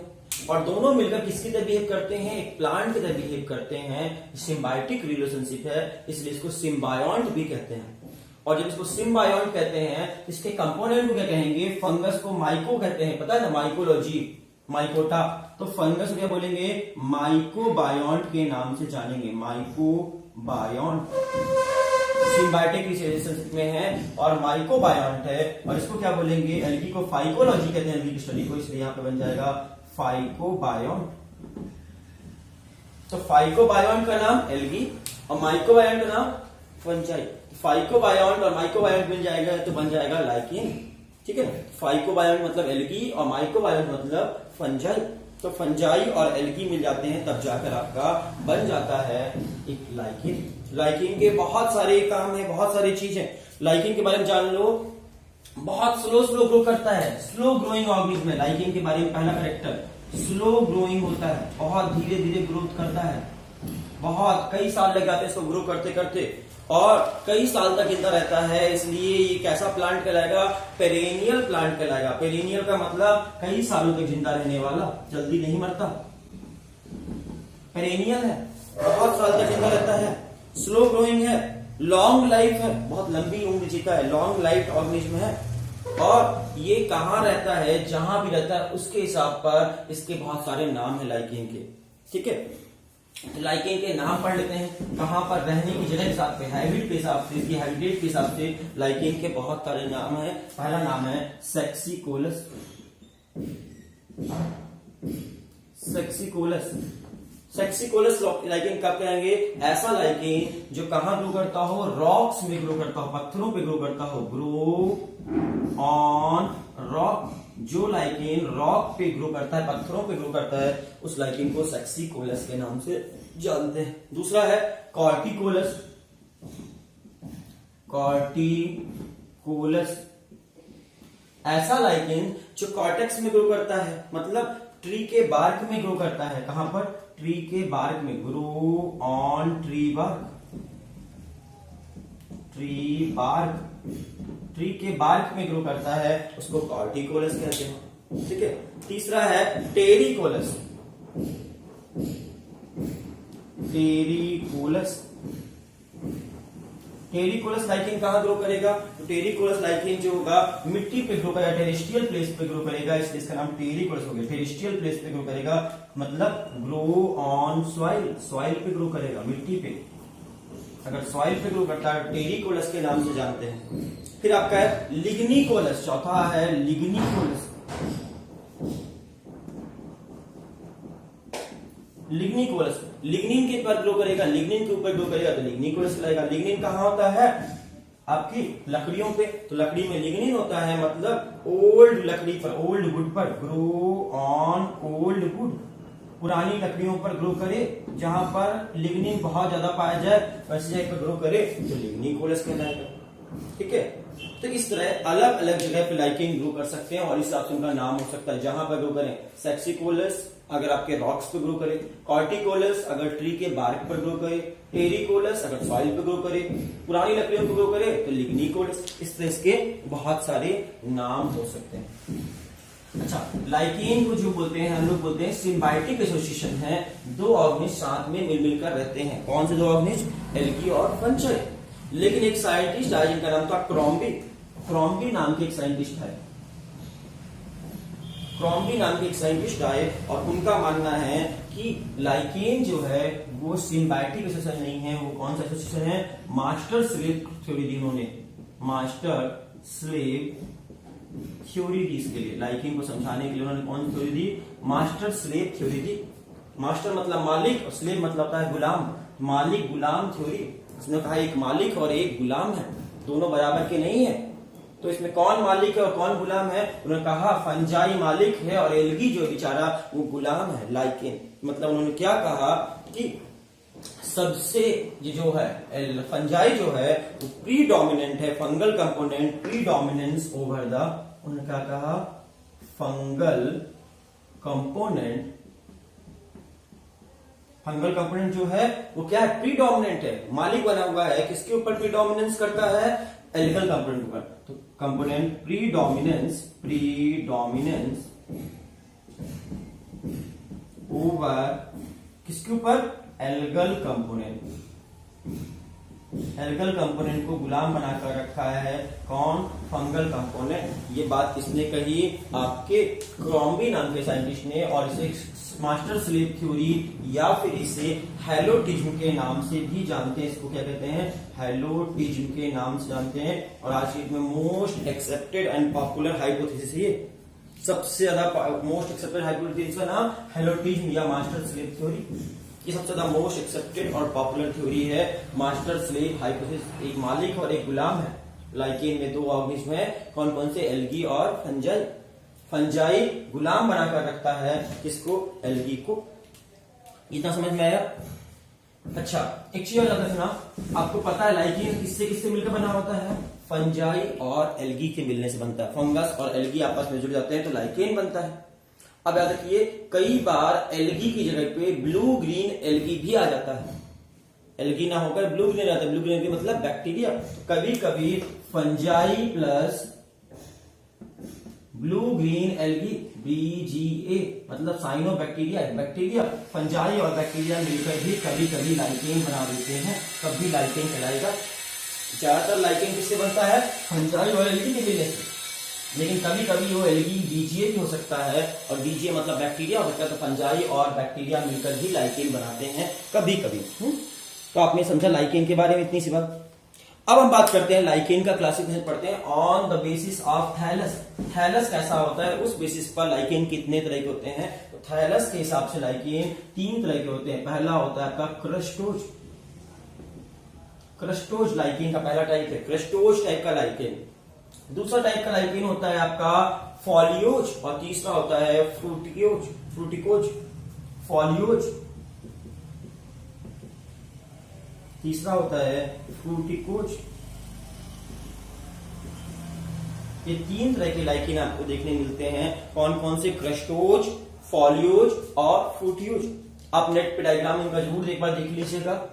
क्रस्टोज लाइकेन, ठीक है, एकदम पतले से होते हैं, दीवार पे चिपके हुए होते हैं, पत्थरों पे चिपके हुए रहते हैं, और इतना स्टिकली चिपकते हैं लगता है कोई पेंटिंग कर दिया हो, दीवार पे कोई पेंटिंग कर दी हो, ऐसा दिखेगा, दाग की तरह, एक दाग धब्बे की तरह दिखेंगे। इसको निकालना है तो सबस्ट्रम के साथ निकालना पड़ेगा, डायरेक्ट ये नहीं निकलेंगे। फॉलियोज लीफ लाइक दिखते हैं, फॉलिकल्स की तरह दिखते हैं, इसलिए इनको फॉलियोज कहा गया। और फ्रूटियोज ये बाल जैसे, दाढ़ी जैसे बाहर निकले होते हैं बहुत सारे, तो ये इसलिए इनको फ्रूटियोज कहा गया। 3 तरह के लाइकेन आपको देखने मिलते हैं। तीनों का डायग्राम देखेंगे आपको समझ में आ जाएगा लाइकेन कैसा दिखता है। ठीक है, क्रस्टोज, फॉलियोज और फ्रूटियोज, तीनों तरह के लाइकेन का फोटो देखिएगा। ये दाग धब्बे की तरह दिखेगा, ये लीफ लाइक दिखेगा, और ये आपका घास जैसा दिखेगा, जैसे घास हो। ठीक है, तो लाइकेन के बारे में हमने इतना समझा। अब पढ़ते हैं इकोनॉमिकल इंपॉर्टेंस ऑफ लाइकेन, और इसको पढ़ने से पहले पढ़ते हैं बच्चे कैसे पता करता है लाइकेन में रिप्रोडक्शन कैसे होता है। तो लाइकेन में रिप्रोडक्शन करने के लिए एक स्पेशल स्ट्रक्चर बनता है, इसका नाम है सोराई या सोरोडियम। सोराई या सोरोडियम, ये प्लूरल है, सिंगुलर है। सोराई या सोरेडियम बनता है। सोरेडियम क्या होता है, सोरेडियम कुछ नहीं है, फ्यू एल्गल सेल, कुछ एल्गी की सेल को इनवलप कर ले, घेर ले, कौन, फंजाई। ये रहा एल्गी की सेल है, देख सकते हो आप, ये रही एल्गी की सेल कुछ, और एल्गी की सेल को चारों तरफ से कौन घेर ले, फंगस की सेल घेर ले चारों तरफ से। ये देखो फंगल के कंपोनेंट, फंगल का माइसीलिया घेर ले चारों तरफ से। किसको घेर ले, एल्गी को। बीच में क्या होगा, एल्गी होगा, और चारों तरफ क्या होंगे, आपके फंजाई होगा। अगर फंगस एल्गी को घेर ले तो बन जाता है सोरेडियम, और सोरेडियम ही हवा में बिखरता है, और सोरेडियम के थ्रू बच्चे पैदा होते हैं। तो सोराई या सोरेडियम से बच्चे पैदा करता है लाइकेन। लाइकेन में रिप्रोडक्शन किसकी मदद से होता है, सोराई की मदद से या सोरेडियम की मदद से। और सोराई सोरेडियम क्या है, if few algal component surrounded by, enveloped by fungal component, then it will called सोराई। एल्गी के चारों तरफ अगर फंजाई इसको घेर ले, कब्जे में ले ले, उसे सोराई कहेंगे। अब हम बात करते हैं economical importance of lichen. Lichen का इकोनॉमिकल इंपॉर्टेंस पढ़ रहे हैं, इकोनॉमिकल इंपॉर्टेंस। तो क्या क्या लाइकेन के फायदे हैं? पहला फायदा, इकोलॉजिकल सक्सेशन। इकोलॉजिकल सक्सेशन में लाइकेन का बहुत बड़ा रोल है। सोचो आज से करोड़ों साल पहले, लाखों साल पहले जब धरती बनी होगी, धरती पत्थर भी पत्थर रहेंगे, मिट्टी ना रही होगी धरती पे, तो मिट्टी, पत्थरों से मिट्टी बनाने का काम कौन किया होगा? तो पत्थरों को मिट्टी में, रॉक में आराम से ग्रो हो जाते हैं, और रॉक में जब ग्रो करते हैं तो वहां पे एसिड गिराते हैं, जिससे रॉक पिघलता है, बारीक बारीक रॉक पिघलता है, और ये मरते तो ऑर्गेनिक मैटर देते हैं, और रॉक से सॉइल बनाए होंगे। इस तरह सॉइल पैदा हुई होगी, धरती में सॉइल फॉर्मेशन में हेल्प किए होंगे।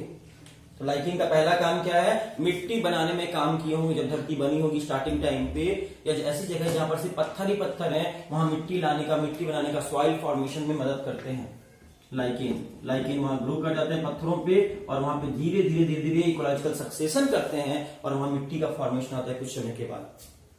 दूसरी बात, कुछ लाइकेन को हम खाते भी हैं, एज अ फूड खाते हैं, और एज अ फूडर खिलाते हैं, फूड एंड फूडर की तरह यूज करते हैं, खाने और खिलाने के लिए जानवरों को। तो बहुत सारे लाइकेन है जिनको खाते खिलाते हैं, जैसे कि एग्जांपल के तौर पे परमेलिया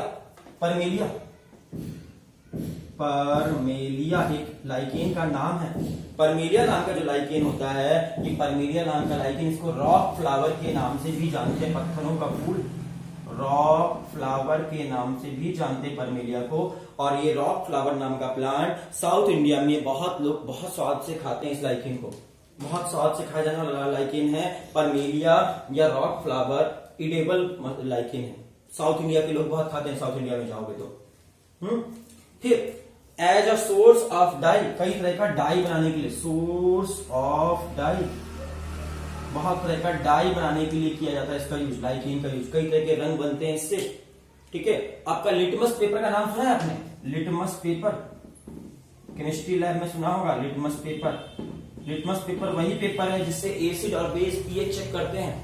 कोई चीज एसिडिक है या बेसिक है, पीएच चेक करने के लिए पेपर यूज होता है, उसको लिटमस पेपर कहते हैं। और लिटमस पेपर भी जो एसिड बेस इंडिकेट करता है वो लाइकेन से ही बनता है। कौन से लाइकेन से बनता है? रोसेला नाम के लाइकेन से। रोसेला एक स्पेशल लाइकेन है। इस लाइकेन से क्या बनता है? तो इस लाइकेन से आपका बनाया जाता है, आपका इसी लाइकेन से बनता है लिटमस पेपर, रोसेला नाम के लाइकेन से, ठीक है। तो ये आपका लिटमस पेपर बनाने में भी आपका लाइकेन का यूज है। लाइकेन का यूज क्या क्या पढ़े? पहला, इकोलॉजिकल सक्सेशन में सॉइल फॉर्मेशन करने के लिए। दूसरा, फूड एंड फूडर की तरह परमेलिया या रॉक फ्लावर नाम का लाइकेन हम बहुत खाते हैं और अपने जानवरों को भी खिलाते हैं।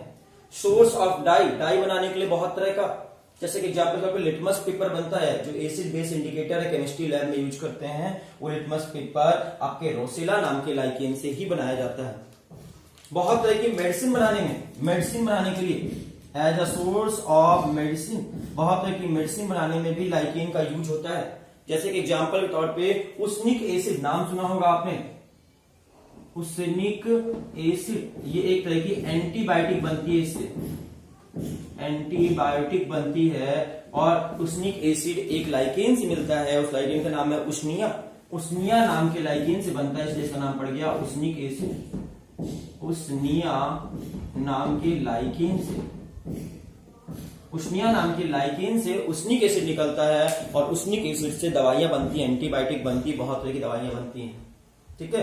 क्या रखिएगा, बहुत सारी बीमारियों में काम आता है। लाइकेन से बहुत सारी दवाइयां बनती हैं, जैसे कि जॉन्डिस की दवाई बनती है, ठीक है। लंग्स में इंफेक्शन हो जाए तो उसकी दवाई लाइकेन से बनती है, ठीक है। हाइड्रोफोबिया हो जाए, पानी से डर लगने लगे, तो उसकी दवाई भी आपके लाइकेन की मदद से बन जाती है। तो लाइकेन से बहुत तरह की दवाई बनती है। एग्जाम्पल है उसनिक एसिड नाम की एक दवाई बनती है, एंटीबायोटिक बनती है उसनिया नाम के लाइकेन से, ठीक है। सबसे मोस्ट इंपॉर्टेंट चीज, लाइकेन की सबसे खास बात है कि ये बायोलॉजिकल इंडिकेटर कहलाता है। लाइकेन को बायोलॉजिकल इंडिकेटर बोलते हैं। क्यों कहते हैं बायोलॉजिकल इंडिकेटर? क्योंकि ये बता देता है, biological indicator of air pollution का ये बायोलॉजिकल इंडिकेटर माना गया है। मतलब अगर कहीं पर भी पॉल्यूटेड एयर होगी कौन सी एयर में कौन सा सल्फर गैस होगी, सल्फर के ऑक्साइड होंगे, SO2 गैस होगी अगर आसपास एटमॉस्फेयर में, तो सल्फर के ऑक्साइड होंगे, सल्फर गैस होगी तो SO2 होगी, तो वहां पर लाइकेन ग्रो नहीं करते, वहां पे एल्गी और फंजाई आपस में मिलकर सिम्बायोटिक सिचुएशन में नहीं रह सकते। क्या देखिएगा, जहां भी सल्फर गैस का पॉल्यूशन होगा एयर में, वहां पर लाइकेन ग्रो नहीं करते। अगर लाइकेन आपको दीवार में दिख जाए तो समझ जाना यहाँ पे लाइकेन है, इसका मतलब है कि यहाँ पर सल्फर आपका सल्फर गैस नहीं होगी। जहां भी सल्फर गैस होती है वहां लाइकेन ग्रो नहीं करते, इसलिए कह सकते हो कि it is a biological indicator of air pollution. जहां भी इंडस्ट्रियल एरिया होगी, फैक्ट्रियां होंगी, वहां कभी लाइकेन आपको देखने नहीं मिलेंगे, दीवारों पे, पहाड़ों पे, पत्थरों पे कहीं नहीं मिलेंगे, ठीक है। लेकिन आप जहाँ पे साफ सुथरी हवा होगी, कोई अच्छी है घूमने जाना, घूमने वाली जगह जहाँ नेचुरल ब्यूटी होगी, वहां पर जहाँ सल्फर गैस नहीं होगी वहां पर लाइकेन आराम से देखने मिलेंगे। मतलब लाइकेन देख कर बता सकते हो कि यहाँ की एयर प्योर है या इम्प्योर है, मतलब एयर पोल्यूशन है या नहीं है, ठीक है। इंडस्ट्रियल एरिया में कभी भी लाइकेन आपको देखने नहीं मिलते हैं। और लास्ट यूज इसका है फॉरेस्ट फायर में, फॉरेस्ट फायर जंगल में आग लगाने में। जब पुराने जमाने में लोग आपने सुना पत्थरों को रगड़ रगड़ के आग लगाते थे, पत्थरों से डायरेक्ट आग लगाना, कभी लकड़ी में लगेगी, इतनी सी चिंगारी निकलती है।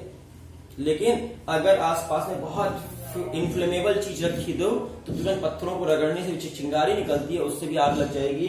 और लाइकेन को यूज करते थे पुराने जमाने के लोग। हमारे जो पूर्वज थे, माचिस मैच बॉक्स नहीं था उनके पास, माचिस नहीं थी, पत्थरों को रगड़ कर आग निकालते थे।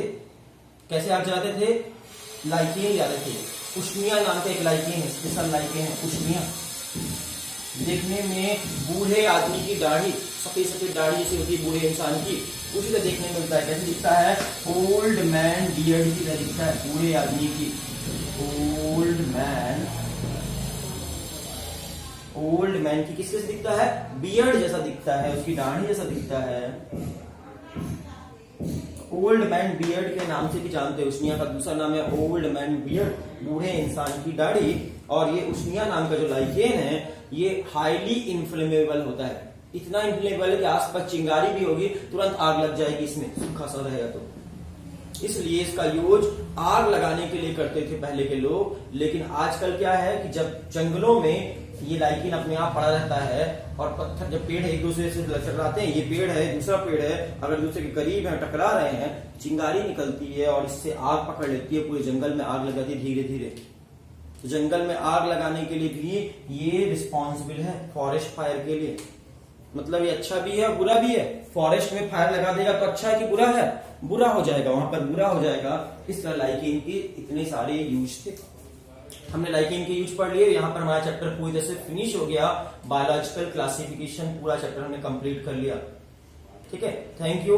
आप लोगों को अगर कोई भी डाउट लगे इस चैप्टर में तो आप लोग कमेंट करके हमसे डायरेक्ट कांटेक्ट करके व्हाट्सएप में आप हमसे बात कर सकते हैं। Thank you.